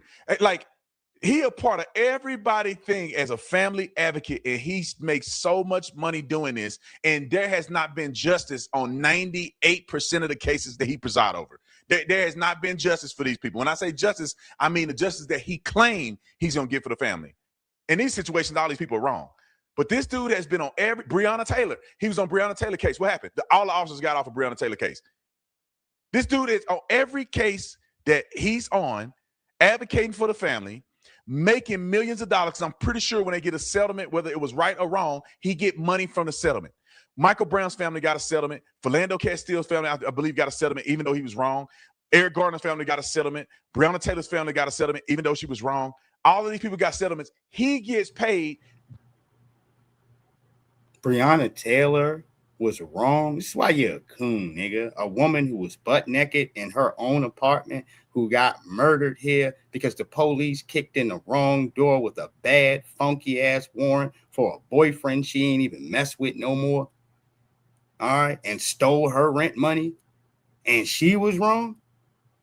All right, this is why you ain't shit. That's why I said as soon as the quick as these little coon niggas that say something correct is as fast as they'll show you, dude. All right, who their allegiance was to. All right, yeah, and that's to the Diamond Society. Breonna Taylor was wrong. There was absolutely nothing that young lady did wrong at all. All right, Officer Bootlick, nothing, not a damn thing you can name. All right, no, she was just murdered and gunned down, butt naked in her home. That's it. All right, yeah, all of those jokers should be in prison. All right, yes, indeed. That's why I said, you want to know what's wrong with the funky ass coon class? Is that even after they finish getting chewed out here by some of their damn so-called buddies and friends, and they still think they can wiggle their behind back in by taking slights and digs at us and picking at scabs and saying little slick shit here, Halls. All right. At the end of the day here, and I'm going to tell you here, Officer Tatum. All right. No, the moment white society throws you officially in the middle of the damn street, this is where you will resign at, nigga, forever. All right. Like Candace Owens, you are irrehensible, nigga. You can't wash off the filth. All right. You know, ain't no way you could wash the stench off of a nigga like this. All right. Get him off my damn screen. All right. I can't. I don't want to hear any more of it. All right. Yeah. Coons here. This is why I say coons in here get my blood. Yeah. They get my temperature up, man. All right. Shit, these niggas work hard as hell in here to compromise us, dude. All right, and I'm talking about overtime. All right. Now, let me just go and hit the Dr. Claude Anderson's message on Barack Obama because I agree with all of it. All right. And Barack Obama is the reason why Cory Booker and Kamala Harris wouldn't work. Why any other black politician that you try to put for president just won't work. All right. No, there are 4 reasons why here. And I'm going to let the OG break it down of the legendary Dr. Claude Anderson. All right, hold on here. Fair use.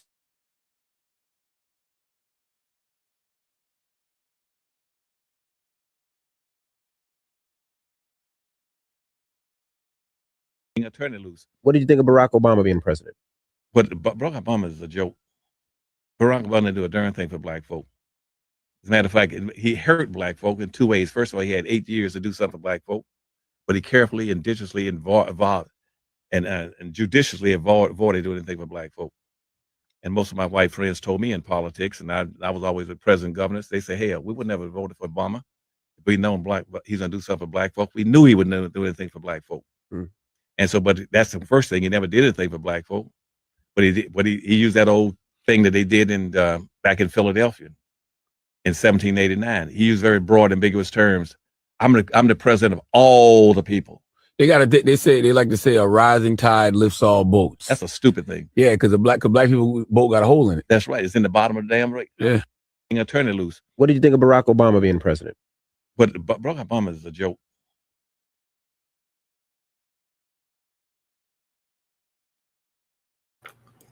Yeah. And by him saying I'm the president of all people and all of this silly ass shit was putting his allegiance there too, as well as to the government that you see there, here, and everybody else. Hey, I'm not going to rock the boat. Slowing his feet down with that Supreme Court decision and pick. He didn't have to do all that shit. But here he goes again, trying to flex with this bipartisanship to show that he can work with Republicans. Though they show you in a heartbeat, they don't give a shit about working with the Democrats. If they got power, they coming in there to take what's theirs. All right, that's it. Brett Kavanaugh is your new Supreme Court justice, nigga. All right, I don't give a shit what he did. All right, that's how they show you with them flexing damn power. All right. Yeah, for the Democrats, it's always this sad song and the people playing around and putting clowns like Cynthia Erivo in front of us. And I explained this to y'all yesterday. We got a big problem with this as far as American films.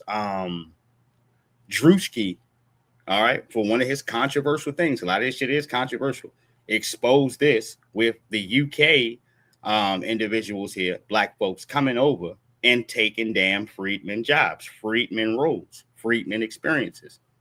All right. Especially you talk about even the cases of 12 years a slave. Nigga, you playing a slave role, but you're from the damn UK. All right. Yeah, your ancestors didn't experience what ours have here, dude. You just look like us, Halls. And it's offensive to the circumstances that you could have put a freedman there in that role. All right. No, to give the audience a better damn experience. It's not to say that he's not a good actor. He's a great actor. Let me go ahead and say that. All right. Shit. Like what I said, the dude, Dandris, our brother there. All right. One that played Franklin Saint, great actor. All right. Idris Elba, great actor. All right. Yes. But it's the point that our people are our people. All right. And we would like that played by freedmen. We're not asking for too much. We're just talking about the courses of history. We want to get that part correct. The question, do black right? immigrants have the that same part right, dude?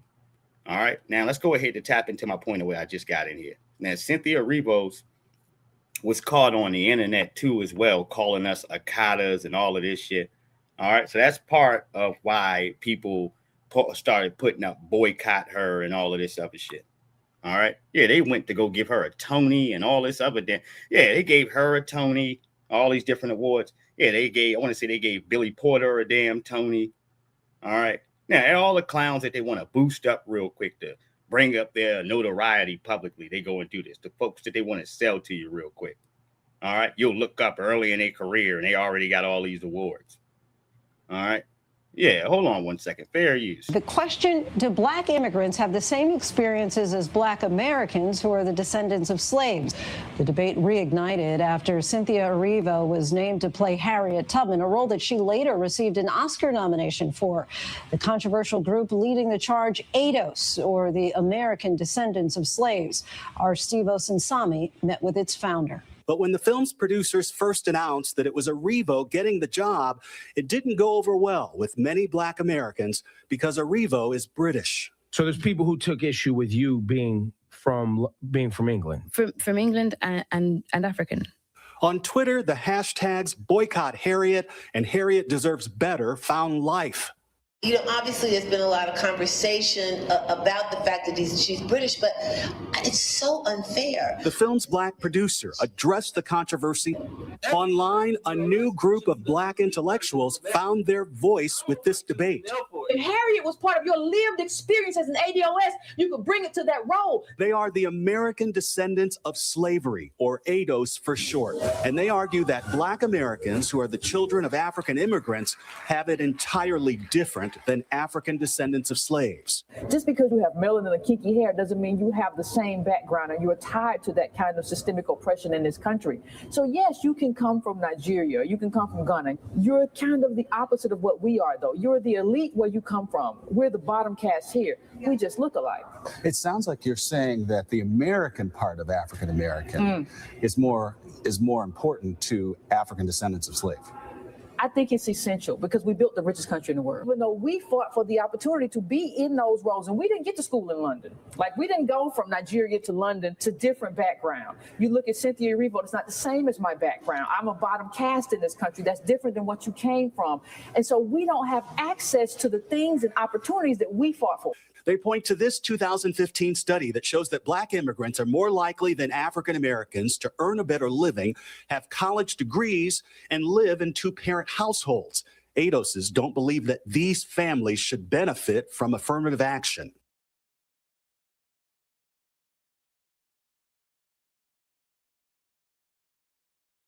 I agree. I agree to it to the terms of I don't think anybody should benefit off of certain things in America that their people were present, all right, or they weren't here for, and like you didn't fight for. You gonna get the top part of this shit, and then every time you look at Freedmen and it's time to divvy up with us, you're talking about what we don't have because you've had to give this stuff to minorities. No, that's why cutting in all right, to our resources here. And that plan of things has never been anything good. The number one beneficiary of affirmative action is white women. All right. That's just a fact. All right. So we ain't never got the cream of the crop nowhere. They've always found a way to shift this off to somebody else and give it to them. All right. No, we ain't never get any damn thing. All right. We've been hoodwinked. The DEI shit, same thing. All right. The moment that they can rig the door and get one of these jokers in, it's no longer yours. That's why I say, even for the reparations conversation, that's why it had to be ironclad, lineage based, no slips, no cuts, no extras there in between, straight to the terms of what it is. All right. Can you trace lineage back to the North American slave fields? Just keep it to those contexts. All right. Yeah. If you can, you qualify for reparations there. If you don't, then we're not speaking upon you. All right. Yeah, keep it lineage based, no cracks. The moment you do here, Hoss, they will throw everybody through that crack, nigga. All right, everybody and a mama. Your conversation and your argument will no longer have any validity, nigga. It will be dead. All right, that is the consequences here of having an all lives matter conversation, talking about reparations. There it is. Yep. You will no longer have validity. Now, a 62-year-old David Hicks has been arrested for being a filthy degenerate in a Walmart and exposing himself here to some young lady. All right, he was caught on camera. They arrested him. This woman had her son with her. Y'all, the folks, be careful out here, especially for some of my young ladies out here. I know it's hot outside and what have you, and people are crazy as cat shit. If you feel like somebody's following you or something strange going on, you go somewhere to the front of the store, customer service or what have you, you go report it to somebody as quick as you can. All right. Yeah. Don't let these things ride, man. All right. I just want everybody to be safe. All right. And America don't give a shit about your safety when they know that you got certain damn degenerates that's right here in public everywhere. Now, here's the child right here on the screen. Let me go ahead to show y'all everything. Everything is properly blurred up so you can't see nothing. So here we go. We've got a senior citizen that went into Walmart, stalked a mother and a 5-year-old little girl. And then when mother was distracted shopping in one of the displays, he exposes himself in her presence. And then he walks past her and masturbates in the store in the middle of the day. Fortunately, a great Walmart employee saw this and immediately took action, notified the supervisor in the sheriff's office. For 2 days, we've been looking for this suspect, and we knew our community would come. Now, I'm hoping y'all found him, and if they didn't, take a look at this trifling ass again. This is him on the picture right here. I think they got 2 photos. Look at this damn scumbag. All right? No, hide your kids, man. All right? No, get a look at him. All right? No, just in case he might stay 2 or 3 doors down from you. All right? Hey, you get a good look. Screenshot it real quick. Let me give you a second. All right, here we go. I mean, you never know, man. In the sheriff's office. For 2 days, we've been looking for this suspect, and we knew our community would come through, and they did. But let me give you a predicate before we start that. Let me remind you of something. Do you remember Santa Claus? Tom Hicks? That's right. The 68-year-old man who is a well-known Santa Claus in Central Florida and Polk County, that thousands upon thousands of children sat in his lap. And he was in the Christmas parade for at least a decade as the Santa Claus. That he tried to have sex with, traveled to have sex with a minor. We arrested him just a couple of months ago. He's still in the county jail. And you go, okay, Grady, so where's all this going? The guy we arrested is his brother. Did you hear what I said? Oh, man. Sweet baby Jesus. All right. No, that's his sibling. All right. No, both of y'all trifling, nigga. If y'all got any more siblings, they need to be investigated. All right. No, the mother, if anybody else is still living, all right. If you got kids, all right. No, abuses and atrocities like this spread, man. All right. And from what we see here, that abuse was practiced in that home as you guys were growing up. And now you're out here in the world trying to practice it on everyone else. Yeah, I want to see your bloodline, goddammit. Yeah, if you want to protect the neighborhood. All right. Shit. Things like this needs to get checked early. You should not be able to get 62 years old, nigga. All right. No, still being a degenerate. All right. No, he should have been in somebody's prison serving the longest sentence he possibly can serve. All right. Those are folks that I don't care if you lose his ass in the system. I don't give a shit. All right. I don't care. All right. Yeah. At least the community will be a little bit more safer without you exposing yourself or being some old filthy ass degenerate, dude. All right. Speak of the deacons. All right. Yeah. Caught Santa Claus, nigga. You got Santa, right? Then come turn around. And now you got his brother. All right. All within the same damn year. All right. That's some good cop work right there. All right.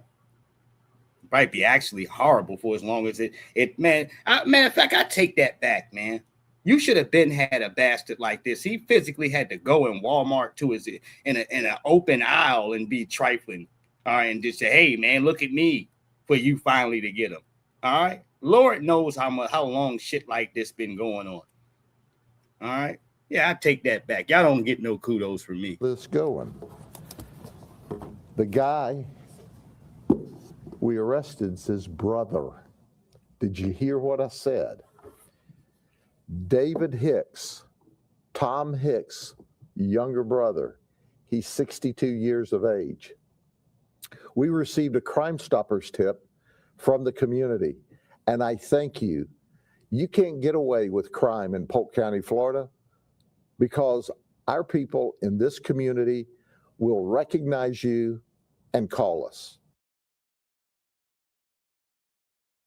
Call the police right on your boiled bologna sandwich smelling ass.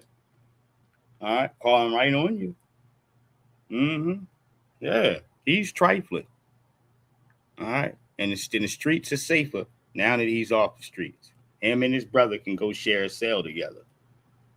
All right, yeah. Yeah, you might want to run a list of the rest of the family to the public so people can beware. You know, in case you got kids to protect. All right. Speaking of crazy shit in stores, because that happened in a Walmart. This here just looks like somebody's local convenience store. It could be a Target or something. I don't know, because they selling clothes and they got snacks and shit like this. All right. So this could be anything, man. I don't know what type of store this is. All right. Yeah, I'm thinking to myself, maybe a Marshall's or something. I have no idea. All right. Yeah, I'm just guessing. This is some type of store where you can buy everything from earrings to clothes to you got chips and all types of snacks and shit. All right. Right. It might be the local thrift store, or store here that people go to around the way or whatever. So a sister got this woman on camera here. All right. And I guess they know each other. I'm figuring that, right? All right. Yeah. Because she went off here. She was like, I ain't got time for this shit here today. All right. Now, I don't know what they putting in people's food. All right. I have absolutely no idea what the hell's going on here. All right. We'll be right back. All right.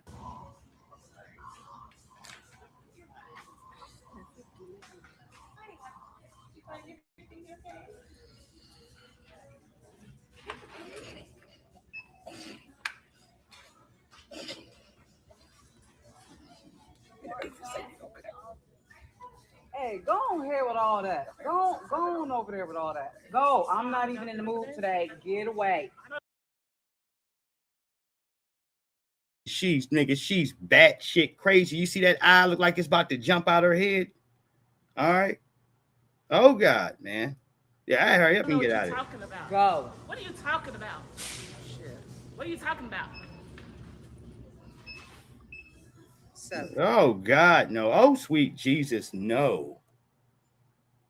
All right. No, people shouldn't have to put up with this bullshit, man. All right. Yeah. No, her jaw just started moving and say, look, man, you scaring the shit out the kids. All right. Eye done popped out your head. You Forrest Whitaker eye, nigga. All right. Come on now. You scaring shit out the kids, man. All right. Hold on. Look at it one more time.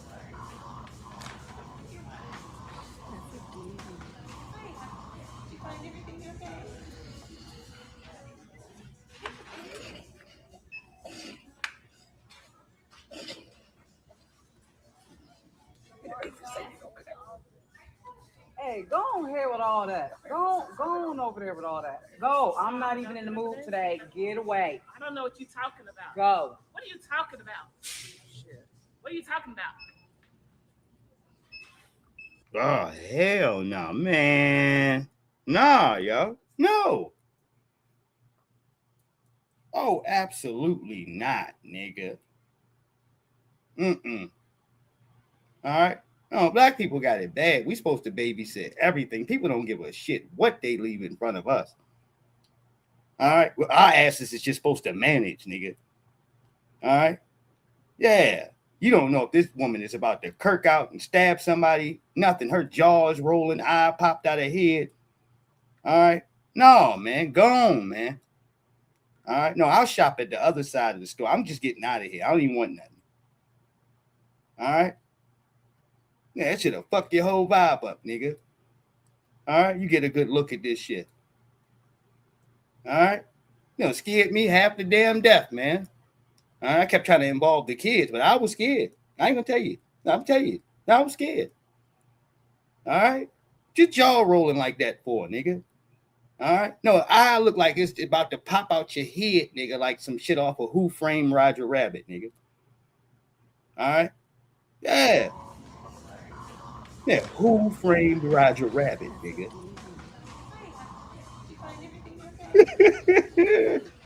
All right. Look at the eye. Look at the eye. Look at it. Oh, hell no. Oh, God. No. Oh, Lord. No. Oh, no. No, I'm out of here. Where's the exit at? I'll come back and get it. I'll come back and get it later on. All right. No, whatever I was supposed to get. All right. Damn that. All right. No, Santee's still alive, nigga. I've survived some blows. I know how to get out the room. All right. Niggas be waiting for the shit to pop off. Nigga, I hear about it later on. I'd rather live. All right. No, that nigga looks like they getting ready to pop, nigga. All right. It's either like they like this is it. All right. Shit, everybody want to know if it's real or not. You need to see blood first. Now, I don't, dude. All right. Hell no. All right. We say my spider instances. All right. My intuition. All right. Now, let me just get the hell out of here, dude. All right. Right. Now, let's go and look at some of these ice cream bars that we're eating in here. We're going to go to foods here for a second. All right. I'm going to talk about foods. A man took, and be careful what you're giving to your grandchildren, what you're giving to your kids, all this stuff in here. That's very important. A man was able to grill an ice cream bar. And this joint ain't start dripping at all, dude. All right. Yeah, this was a Nestle's classic vanilla ice cream sandwich, dude. You know, you get 6 in a box. All right. Check this out. He put this on a gas grill. Believe me on this one. This is what happened. I accidentally threw a piece of this out with me and my grandson, right? So this is what I'm going to do. Nestle sandwiches, vanilla. I got them at the dollar store. Hold on. I'm going to open this.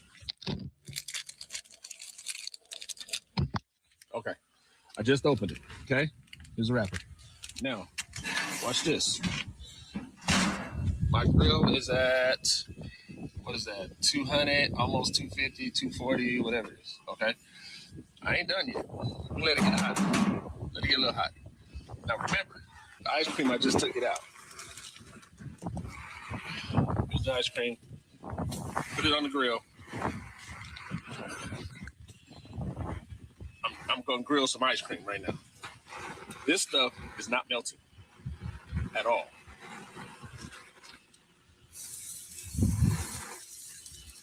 It's cooking.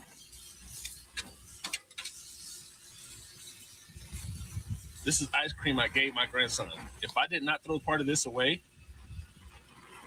and 2 days later I come out and it's still there and the ants were eating it, look at this. It's not even melting.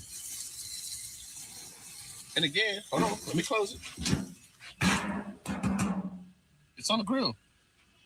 The grill is lit. Y'all can see the fire. Temperature's climbing. It's hot outside. There we go. Look. It's burning. That's about it. So you want some fried ice cream? That's the way to do it right there. I cannot believe it's not melting. It's just cooking. What is our government giving? Letting us eat. Like, I can't believe this stuff. Ice cream. Right there.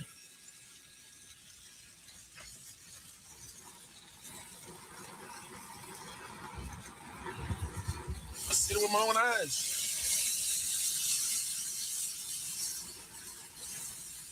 That should have melted already.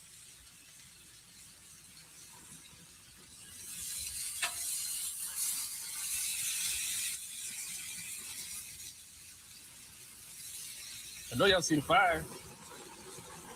I did it with a lighter, same thing. That is nuts. Let's turn it over, see what we got. It's like marshmallow.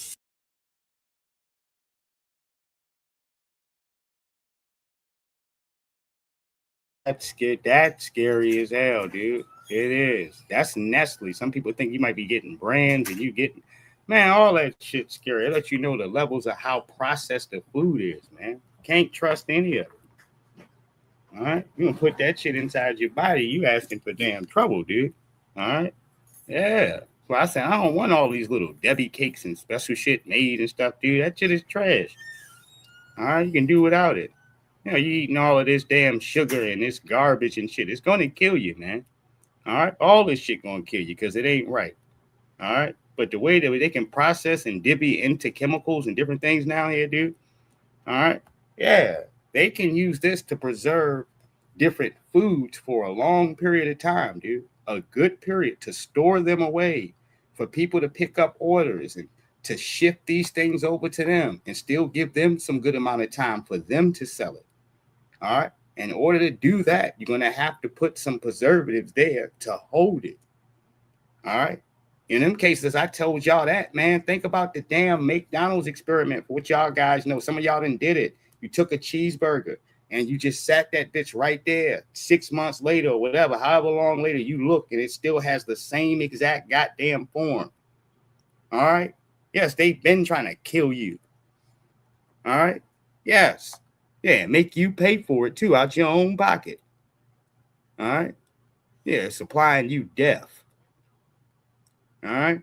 None of this shit is healthy. Not a damn thing. All right. Yeah, I cooked 2 goddamn on burgers before I got started, but I cooked them, nigga. Me. All right. Kept an eye on them. Watched them. Huh? Got a good look to check the meat, the beef patties before I got started. All right. Me, nigga. I ain't trying to worry about some old greasy ass nigga, somebody that don't like you, nigga spit in your food, or nigga just don't, you're black as hell, somebody may not agree with you. All right, and then something funky happens to your letters, nigga. All right, letters just happen to hit the floor. All right, you know, your sandwich all extra crunchy and shit. All right, it's more crunchy than it. You didn't even get bacon on your sandwich, but it's all crunchy and shit. All right, right. Nah, I make my own sandwich, nigga. All right. Now let's go ahead to listen to some grade A hypocrisy by Mr. Crowder. All right, because that's what it is. Yeah, they always put their own foot in their mouths, try to open up to these racist ass conversations, and at the end of it, all they do is expose themselves, dude. All right. Yep. Here's another one for the books. Hispanics are so, I am convinced now that white Americans are the least racist group because I've spent enough time around Asian Americans, Hispanic Americans, and I will say, yeah, that's racist in itself here to even categorize yourself like that when you understand from a history stance, you guys have strong-armed and stolen so much from so many people. You've killed off so many people simply because of their damn race or gender there, dude. All right? Yeah, we'll go ahead to put that to terms. All right? I mean that throughout history. All right? When you go ahead to speak to the cases of, I don't mean no alphabet stuff in here. No, I mean from the history books of this. All right? Even for the cases of taking over the Moors and what we had there when our kingdoms had failed. They killed off the damn males, but they let the women and children still stay here around because they understand from keeping the women there, they can teach their philosophies to our children here. All right. Yes, indeed. As they burnt down all the knowledge in the history books and every damn thing else that was attached to us. All right. Yeah. So the dominant society has used things strategically. I'm speaking more so to the case of the Willie Lynch letter here, dude, when I say that. All right, as they said in here, no, male against female here, Halls. The concepts of lighter against darker and older against younger. All right, yeah, and to those concepts there too as well. But strategically, in a war sense, yeah, the mother teaches the children. All right, the male is going to be a threat. He just is. All right, so you got to be removed. Everything else can stay in place the way it is. Mm-hmm. Yes, Black Americans. You, as a group, you guys are definitively more racist than white people. I mean, I won't argue with that. It's fine. I don't care. It's fine. Like you know, what are some stereotypes you have of white people? Like, what is it that we smell like chicken or something? I think it's mostly just like they assume that. Like I've seen a lot of people look at a white man and just automatically assume like he doesn't like me or he thinks a certain type of way. Sir. And you have every right to have that instinct when you have watched the random Karen incidents and the Kevin incidents that pop off in America every single day, simply because a white person feels like they have authority over top of a black person. This is exactly how these things play out. So if a person, all right, has an assumption coming forth here, the black person, they're not wrong, dude. This is what makes you a coon. This is why you say you got to watch some of these biracials and light-skinned niggas and I ain't just black. All right? You got to watch these niggas. All right? Because they feel like there's an extra hand in sabotaging the conversation about white supremacy here in America, dude, for their favor. All right? Now, let me listen to this real quick, man, because he's showing you he's got his tap shoes on. Or, you know, he's rich or just, you know, his white privilege. And I don't know. I think it's just a case by case basis. But I do think, especially like in the South with women, like I know black people are like a lot of times taught like don't bring no white girl home. You know, I remember the first time I heard that, I'm like, well, what if the roles were reversed here? And then you would say that person is a racist. Yeah. But you know, they have been, and black folks have been shot there on the scene, or shot at, or victimized, violently attacked, came up missing. All right. Yeah, those situations have played out, sir. All right. And that is the number one reason on the books that we constantly stay in feud with the dominant society. Some of our most heinous attacks on freedmen, Tulsa included here, dude. All right. Have to do with their beloved woman, nigga, their white woman. All right. Yes. What used to be crazy back in the day, even on like movies and everything, they used to portray white people as the friendliest people. Yeah. Like even like Dave Chappelle, Cat Williams, back in the day, they used to say, if I had a white friend, I know he's gonna call, make sure I get out of jail. Because whiteness has a full system wrapped around you, dude, to where as though it does not have to be threatened and intimidated by any Negroes. That is the false conception to have you wide open to be attacked here by these same folks. All right. Yes, they understand that a nigga is going to, a black person is going to take concessions. All right. No, you'll calm down. All right. There's a number that they can call where some people can come in here, guns blazing, nigga. All right. Yes, they get all of that. All right. And the biggest lie of white folks are so intimidated by black people. Take your ass into one of them damn little Black Friday, whatever it is, sales, nigga. All right, in front of these old white women and see how fast you might get hit with a damn cart as they bum rushing past your ass, nigga. All right. They don't give a shit, all right, about you, Taekwon. Not for real. All right. Shit. All right. We'll blow right past your little goofy ass. All right. Hold on. Your white guy voice. They're like, man, you guys are killing us. Like, but why is your white guy voice always like this? Well, gee willikers, I certainly want to. I was like, you guys don't think. How about this? Let's just be real. A lot of black people are taught. A lot of black men are taught that white men are weak. Right? We're easy to punk sometimes. It's not what we taught. It's the structure in your physical anatomy. This is why you created guns. And in the cases, if you look at the guns and the handgun here, it's designed a certain way here, Halls. And Dr. Francis Cress Walsh taught us about this. All right. When you talk about when it comes to black folks, black males' genitalias and this, that, and the third, and how fascinating white society has always been about this. Not just your women, but your males too, especially. This is why when y'all went for y'all lynching things, you went after our fun parts as well. All right. Yes, indeed. Your mason jars and all of this other shit that some of y'all still have in your attics year to date, nigga. It's still there. All right.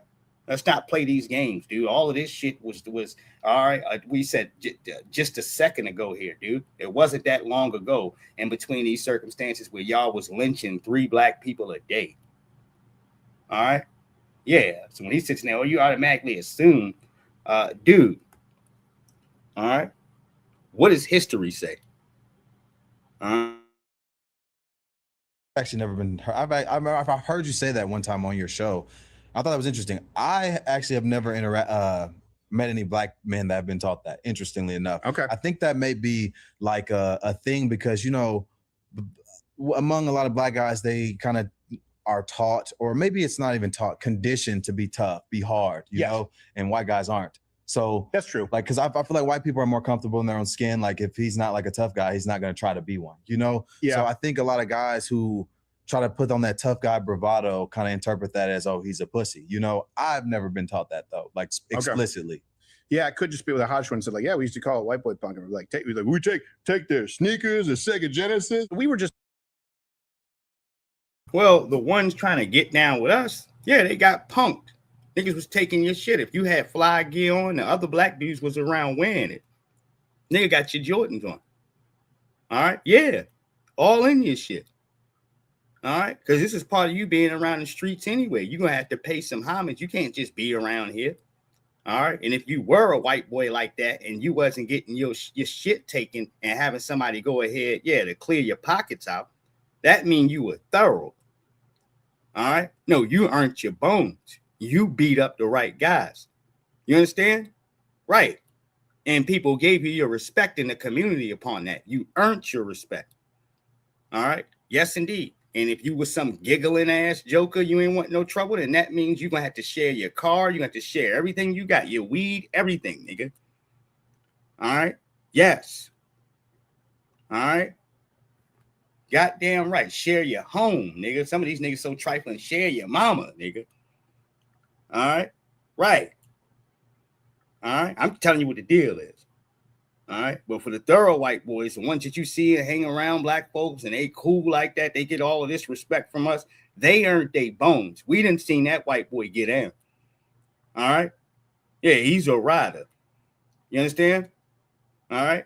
No, we didn't seen him. We didn't probably went through wars with this white dude fighting with us. All right. Yeah, he liked that. All right, hold on. And he liked that. All right. We ain't just handing out random props to dudes and giving out respect. All right. Even amongst other black people, there's a pecking order, dude. Rather you acknowledge it's there or not.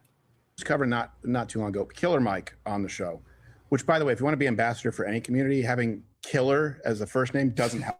But the shit he was saying about Asian Americans. I just saw that. I literally just saw, we can't mess with y'all because of the Rick Child situation. And it's interesting because these same people are looking at that case and they're like, oh, like he chased a kid out of the store, which I don't really agree with them chasing the dude out of the store. Right. But it's like, why does a 14-year-old kid have a gun? And this is what it means to kiss ass. No, it's about missing the point. The point is he was no longer on store property. The point is the most you could have lost was 2 bottles of water. This was about you feeling like you can punish and exercise some authority over top of our kids anytime you get ready. Not about him having a gun. I am not in all shocked looking sideways about no young people holding a gun. They understand in America they ain't protected. So the best way they can protect life here is to protect them damn selves here. That's an aware, smart individual, dude. Not some loose cannon. All right. Yeah, there's plenty of youngins that got guns who ain't running around just pulling it out, doing a bunch of stupid shit. It's literally there to protect themselves. All right. For all the bad praise that young people get, dude. All right. No, not all of them are running around here crazy, just sliding on niggas pulling the joint out. That ain't true. All right. Fair use. You know, that to me is a question that is gone unanswered. And then you look at the jury, 5 black people let him walk. So you're telling me that a black lawyer represented this guy. You got 5 black people, men and women, on the jury, and they all let him walk. And you're mad at the outcome, but we're not looking at the circumstance. All right, there's plenty of young people I know mind their own business, be chilling. All right, yeah, he might got the joint. Yeah, but he don't bother nobody. That's to make sure ain't nobody going to go F with him. That's all. All right, he's got an equalizer with him. All right, no, I got something to neutralize the bullshit. All right, I ain't came here for funk, but it can go up if you would like it to. That's what it's for. All right, no, I ain't coming here for no shit. All right, no, it's all good. All right, but you ain't the only one that got one. All right, that's what the standards are in the streets today. All right, like I said, for most of the folks I see out here moving like the way that they move, chill. They ain't never into nothing. All right, don't never catch them into no bullshit. They working, all right, hustling, putting money in their pockets and minding their own business. All right, it's just a part of the lane of survival, nigga. That's what I will call it. All right, not going to chastise any of these young people. Keep protecting yourselves, dude. All right, when your elders have failed you, you got to do what you got to do. All right, that's what I say to you. And you ain't never going to hear me talking sideways about you trying to prepare yourself for threats all around you that as a young person, you may or may not recognize that are in front of you. All right. That's called being aware. All right. And being ready. Now let's go back on over here to the cases of some of Haiti's homeland here, because this shit looks bad, y'all. Look at the market, man. This is disgusting. This is disgusting, dude.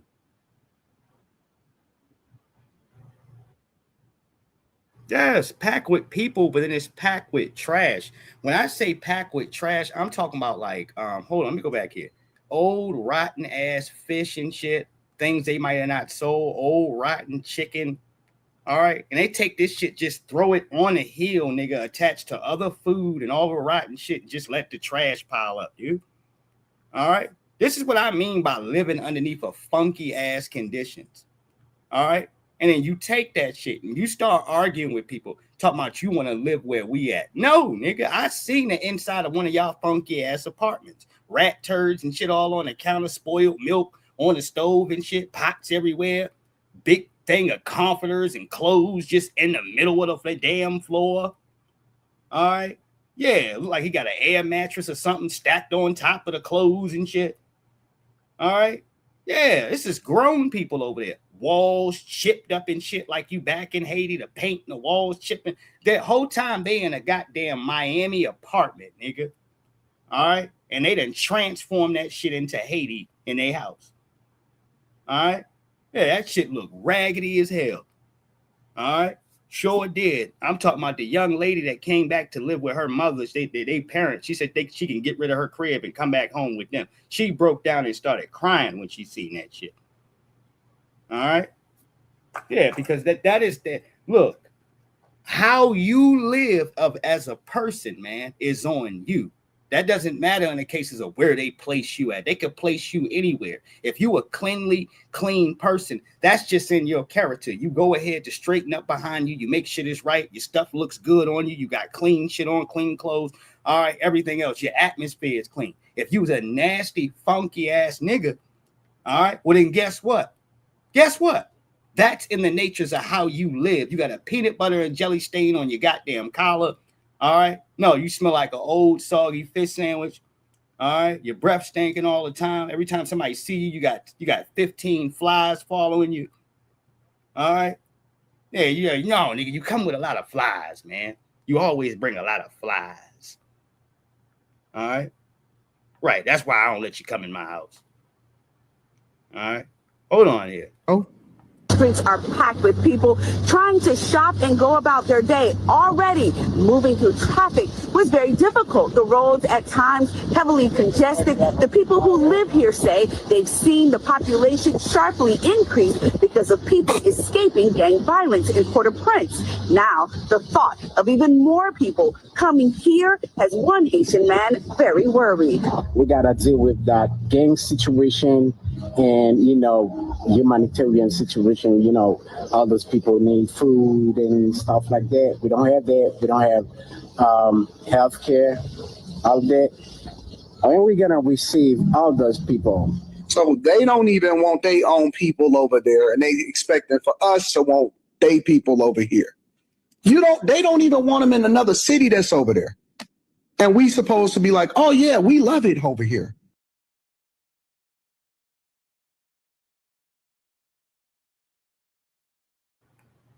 Mm-hmm. Yeah, you got some truth there to him. All right. And yes, make sure you smash the like button, share this video, and please do not forget to support the channel. Of course, we need all the support we can get here, Halls. Thank you. All right. And shout out there once again to WMJ in the Cash App yesterday here, Halls. If you didn't catch our last program. All right. Much love to you. Mm-hmm. Yeah. No, I got to keep up with some of these things. I'm in here looking at least. And as I was doing this stream, I got a whole bunch of different notifications here. All right. Which caught my attention. Mm-hmm. Now, neighbors blast Klan music at a black family while children are playing outside here. Yes, the harassment continues. And that means just your day-to-day living here. All right. Yeah. I got to pay attention to everything I constantly do here, man. I got to keep an eye on everything, man, because the world is changing and people are changing. Mm-hmm. And so I got to make sure that I'm in order, man. Even sometimes people don't think I'm paying attention and I'm looking at everything, dude. All right. And the most I can say is, all right, I'm responsible for the way in the context of how I move. That's the only thing I can do here. All right. So, look, I can move my best I can to make sure I can put some of these programs here together and do what I have to do here in that form in between me taking care of the rest of my business and everything else. And that's the most that I can do here. All right. I ain't going to put too much more weight on anywhere else I can. All right. Yes, indeed. All right. That's what my thought process is, Halls. One step at a time. All right. Let's get back to this story. All right. Much love. And hopefully everybody is in a good place here. All right. Give me 1 second.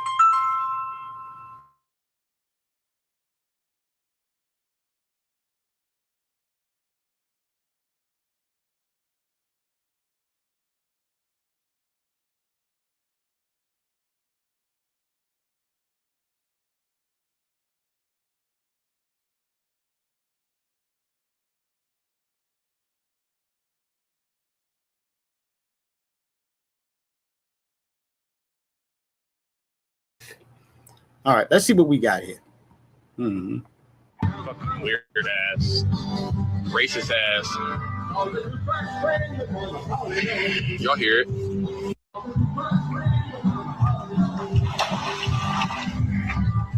Fuck that. I'm trying to see what he's talking about.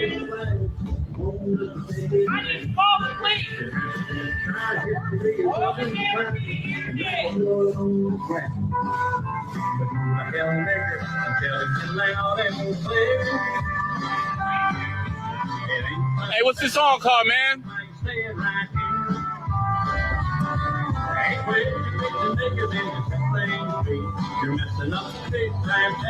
Fucking weird ass, racist ass. Y'all hear it? Fucking weird ass, racist ass. Y'all hear it? Well, I tell you, I like this. They're cowards, and he can't come to him directly to let him know he has a dispute. So he just puts this racist ass music on. Can't let you know he actually got a problem. So in the cases of a coward here, they do things like this. All right. Yeah. Record him and make sure that you do everything you have to make sure that your neighbors, people on Facebook, and other folks in the community know that he's behaving himself like this. The biggest way for you killing racism in your community here is to go ahead to put a police flashlight on it and force him to have to deal with every other white person in that community that isn't racist. Now he has a problem on his hands. All right. Great job. Now make sure that you go ahead to get a good face shot on this dude. All right. And post this on social media. All right. Yeah, to make sure it can get all the hits that it deserves. I'm going to repost this too as well. Hold on. Fuck that. I'm trying to see what he's talking about.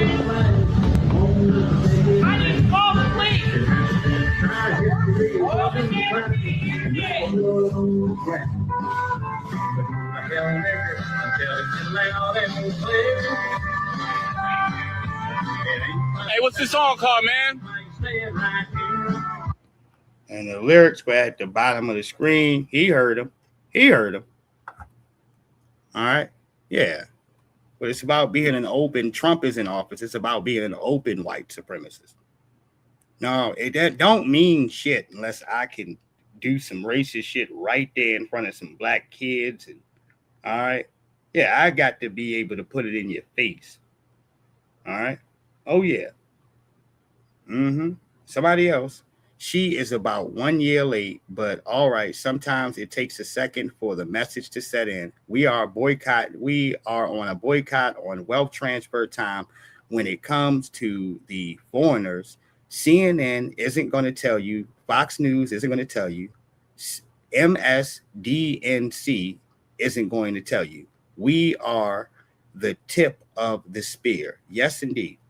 I agree. Now, this lady was over here talking about Essence Festival. We don't need to cover that because I've covered that 1,000 times in one. All right. Some people are late to the party.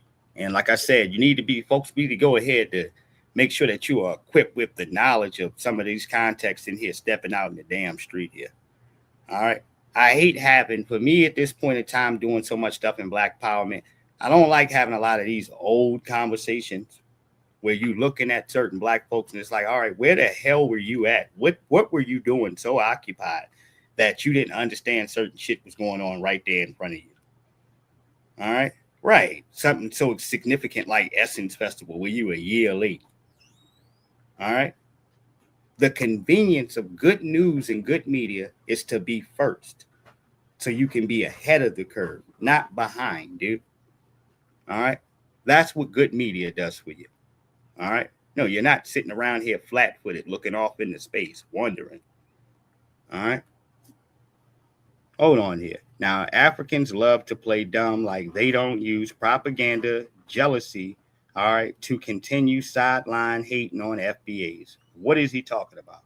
Matter about that. I think the fact that you can see white people in South Africa and white people calling themselves Africans shows you that Africanism is not about being particularly black. That's not what it's about. Nor is it about being particularly in Africa. From the media, what you've seen of Black Americans, how do you view them personally? The things you see from the media are always the negatives. you barely ever get, oh, like this guy is actually doing well for himself, or this dude's on YouTube making interviews and he's a Black American. You don't get that. You often see the violence, you see stuff of that nature. So it's unfortunate that with media, negativity is what gets perpetuated, and maybe that then influences how people view.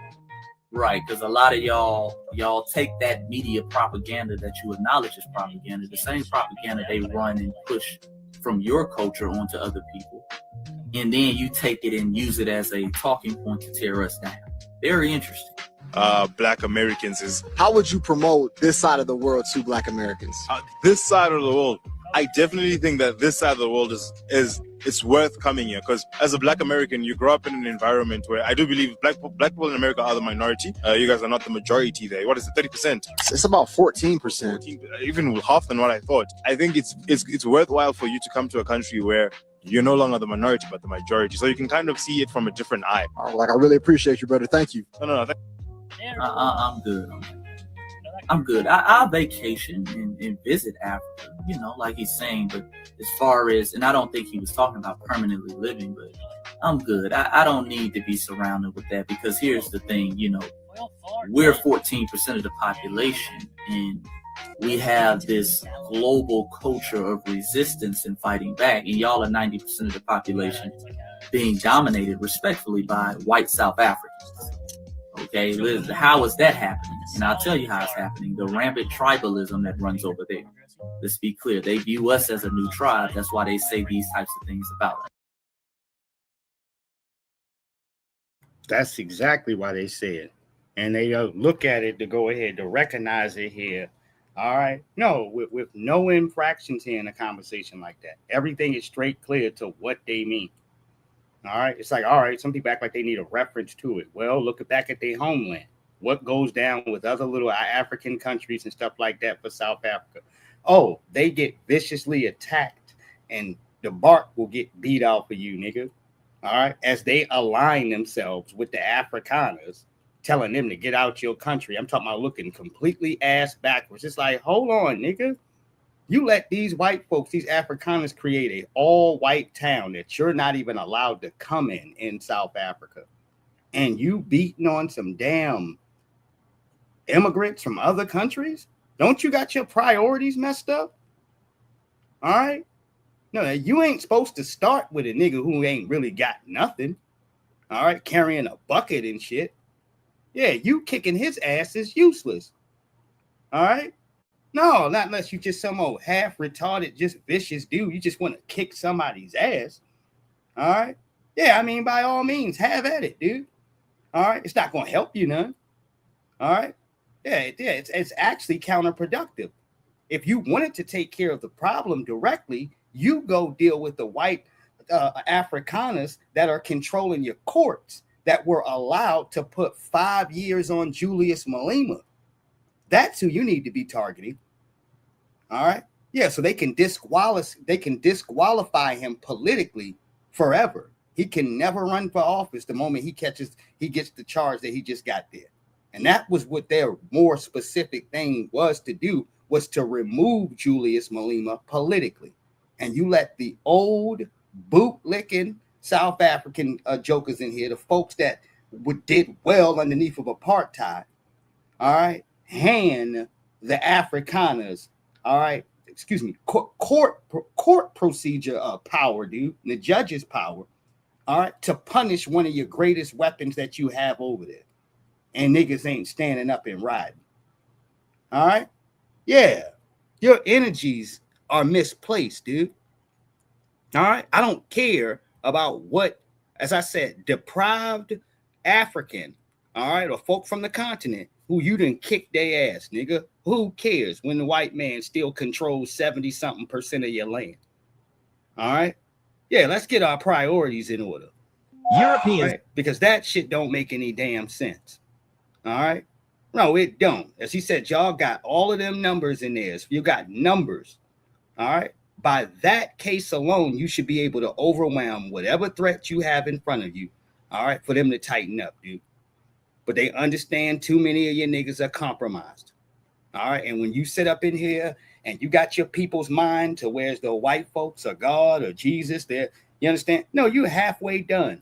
All right. There's like a permanent exercise, a white ass kissing. All right. Yeah, you're already done, nigga. All right. Yeah, ain't no need to ball your fists up at another black person.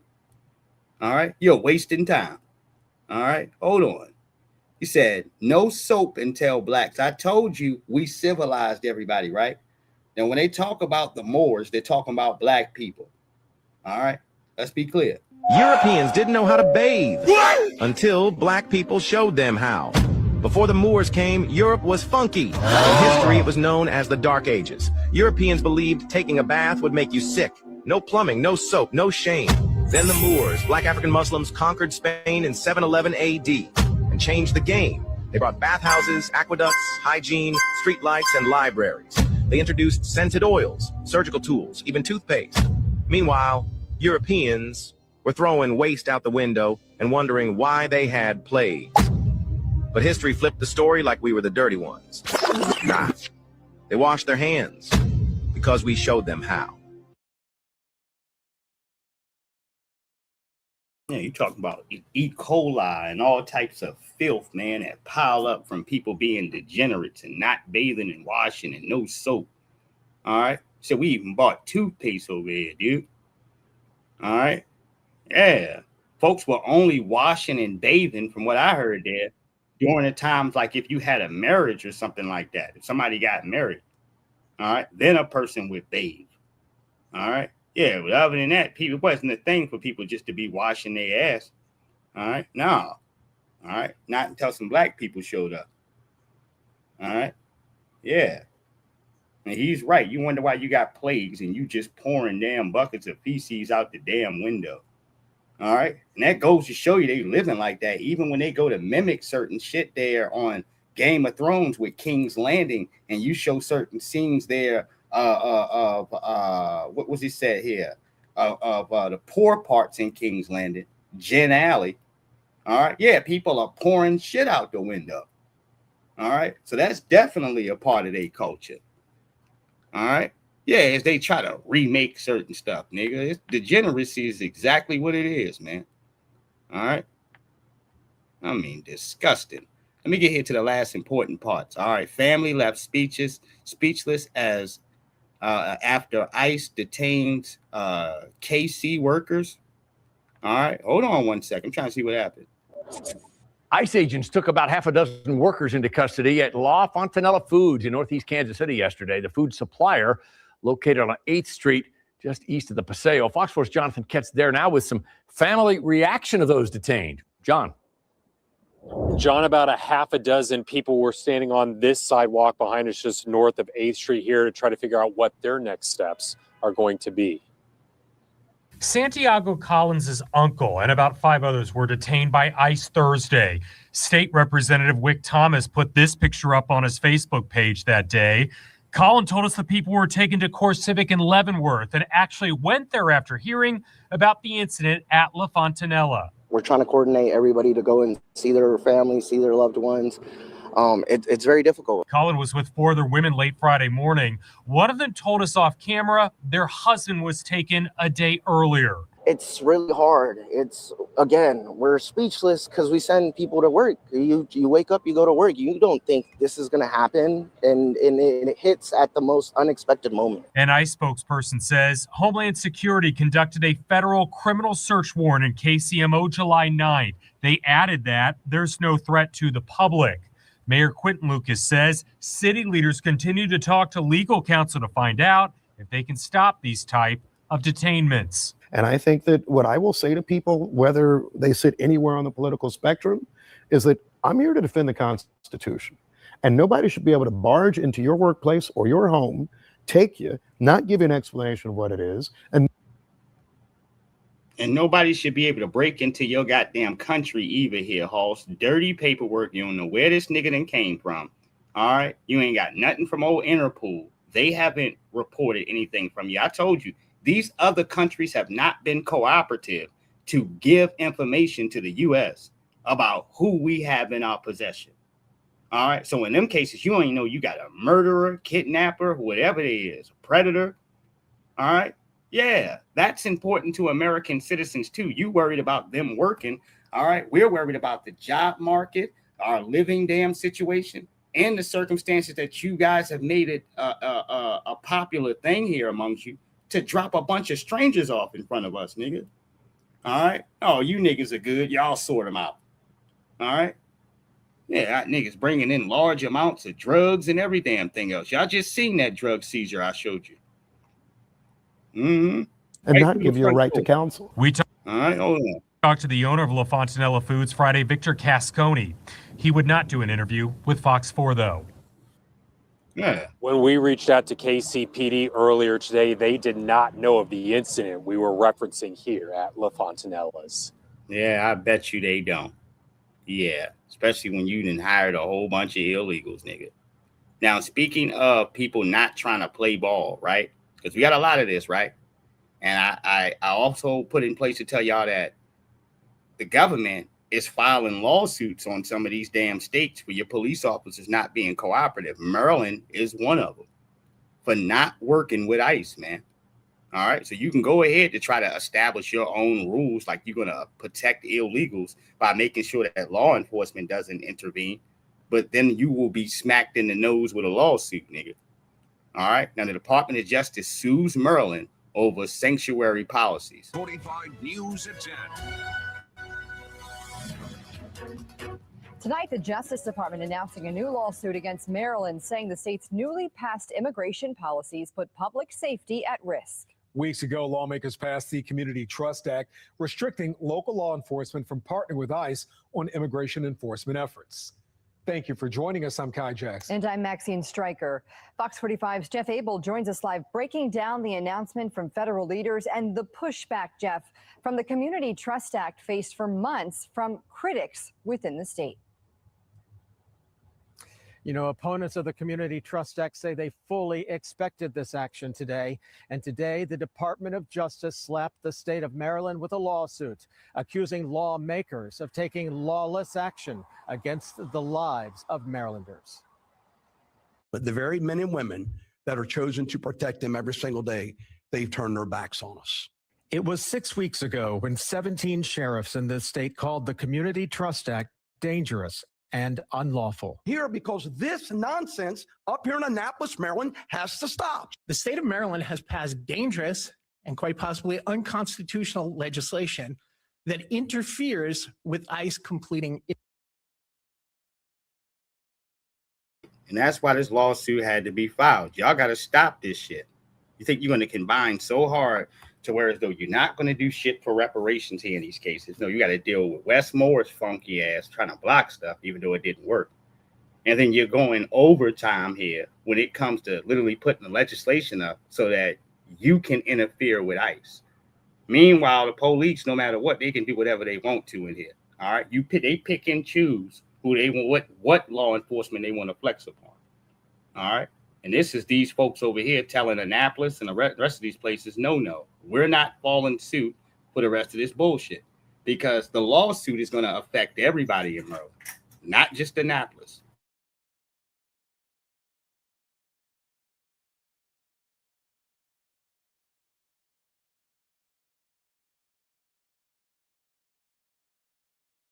Its mission. The Community Trust Act, which went into effect last week, limits Maryland law enforcement agencies from cooperating with federal immigration officials. Now with this law, no law-abiding citizen is safe. This is pathetic that our government, our General Assembly, that they have turned their backs on not just the American people, but specifically all Marylanders. The sheriff slapped the state with a federal lawsuit, and today the Department of Justice moved in too. In a lawsuit, the DOJ accuses Maryland of enacting sanctuary policies which interfere with the government's enforcement of immigration laws, writing such blatant disregard for federal laws that have been on the books for decades is not merely a political disagreement or passive abstention.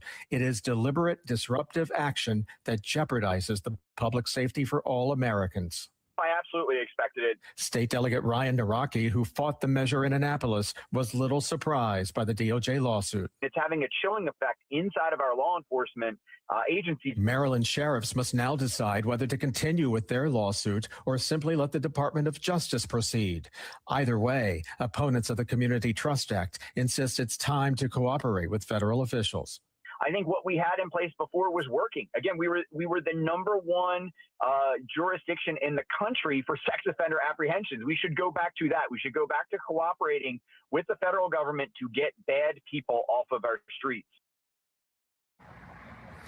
Well, the DOJ is not only asking a federal judge to declare this act unconstitutional, but it's also asking for the same action to be applied to future laws, which may become effective in the future. We are live. Jeff Abel, Fox 45 News. I'm Kai Jackson. Thank you for watching.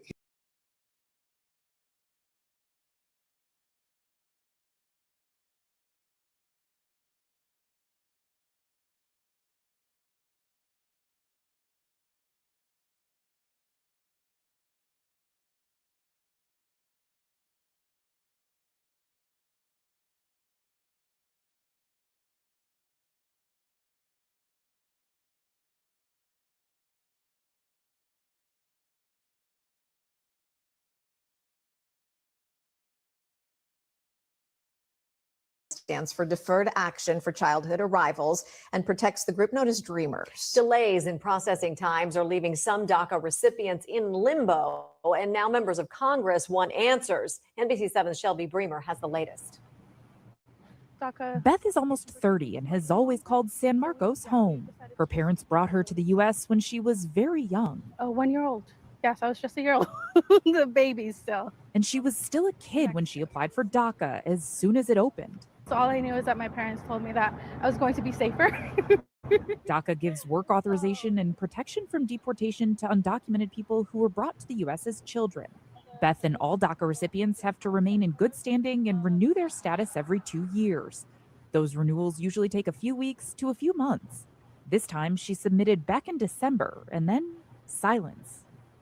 There's been no criminal history, literally no, not even like a speeding ticket. Nothing. She's still waiting even after her DACA expired in February, so she lost her ability to work and her job as a luxury home stager to the stars. Honestly, I went through a little bit of quite a depression because it was kind of the feeling of maybe I don't belong here, you know. USCIS, the agency that processes those renewals, says they're safeguarding the American people by more thoroughly vetting and screening all aliens. They also say that DACA does not confer any form of legal status in this country. But that's pretty. Oh, man. Oh, my God. There it is. Nope. Why? Why? Because DACA itself is illegal. Barack Obama never had the right to do that. Now that he's not here to safeguard it, people are being honest about it. All right? Folks are telling the truth. And yeah, it's going to be uncomfortable for certain people like herself here, because what you're telling her is that she doesn't have any valid protections whatsoever. She ain't got none. All right? Yeah, you're not, she just told you you're not legitimized. Now, she's going to say something after this, but let me just go back to what she just said. All right? Yeah. Because that answers the questions in which the young lady has, where she's already presented paperwork to hear back, and she says she heard dead silence. Well, she got the answers in what she was looking for. Screening all aliens. They also say that DACA does not confer any form of legal status in this country. But that's pretty different than the way the program has traditionally been seen in the past. This is a legal program. These folks gave their information to. Oh, buddy. How it's been seen in the past and the circumstances of telling you what it is, Halls, are two different things. All right. Yeah, that's why I said this part is confusing. All right. Because it doesn't really mean anything. It's not the law. to the government with the promise that they would have work authorization and would be protected. Congresswoman Sarah Jacobs has seen a massive increase in requests for help from DACA recipients in her district who are also in limbo. So she got 54 of her colleagues to sign on to this letter to USCIS, seeking faster processing and answers from the Trump administration. We know that he tried to get rid of DACA in his first term and the Supreme Court wouldn't let him. And so now he's basically trying to do it administratively and slow roll it so that these folks are losing their authorization. Beth is married to an American citizen and has been trying to get her green card for years. For her family, the heartbreak was magnified when her dad was detained and then deported. And because of her status, she can't ever leave the country to see him. So the thought of maybe like if my dad gets sick and he's in another country, I can't be there for him. I can't be there for my family. Her husband is covering all the bills and they moved back in with her mom. I feel like I'm safe at home, but at the same time, I know that the reality is I'm not truly safe at home. They know everything about me. I'm so transparent with the government that it's just honest.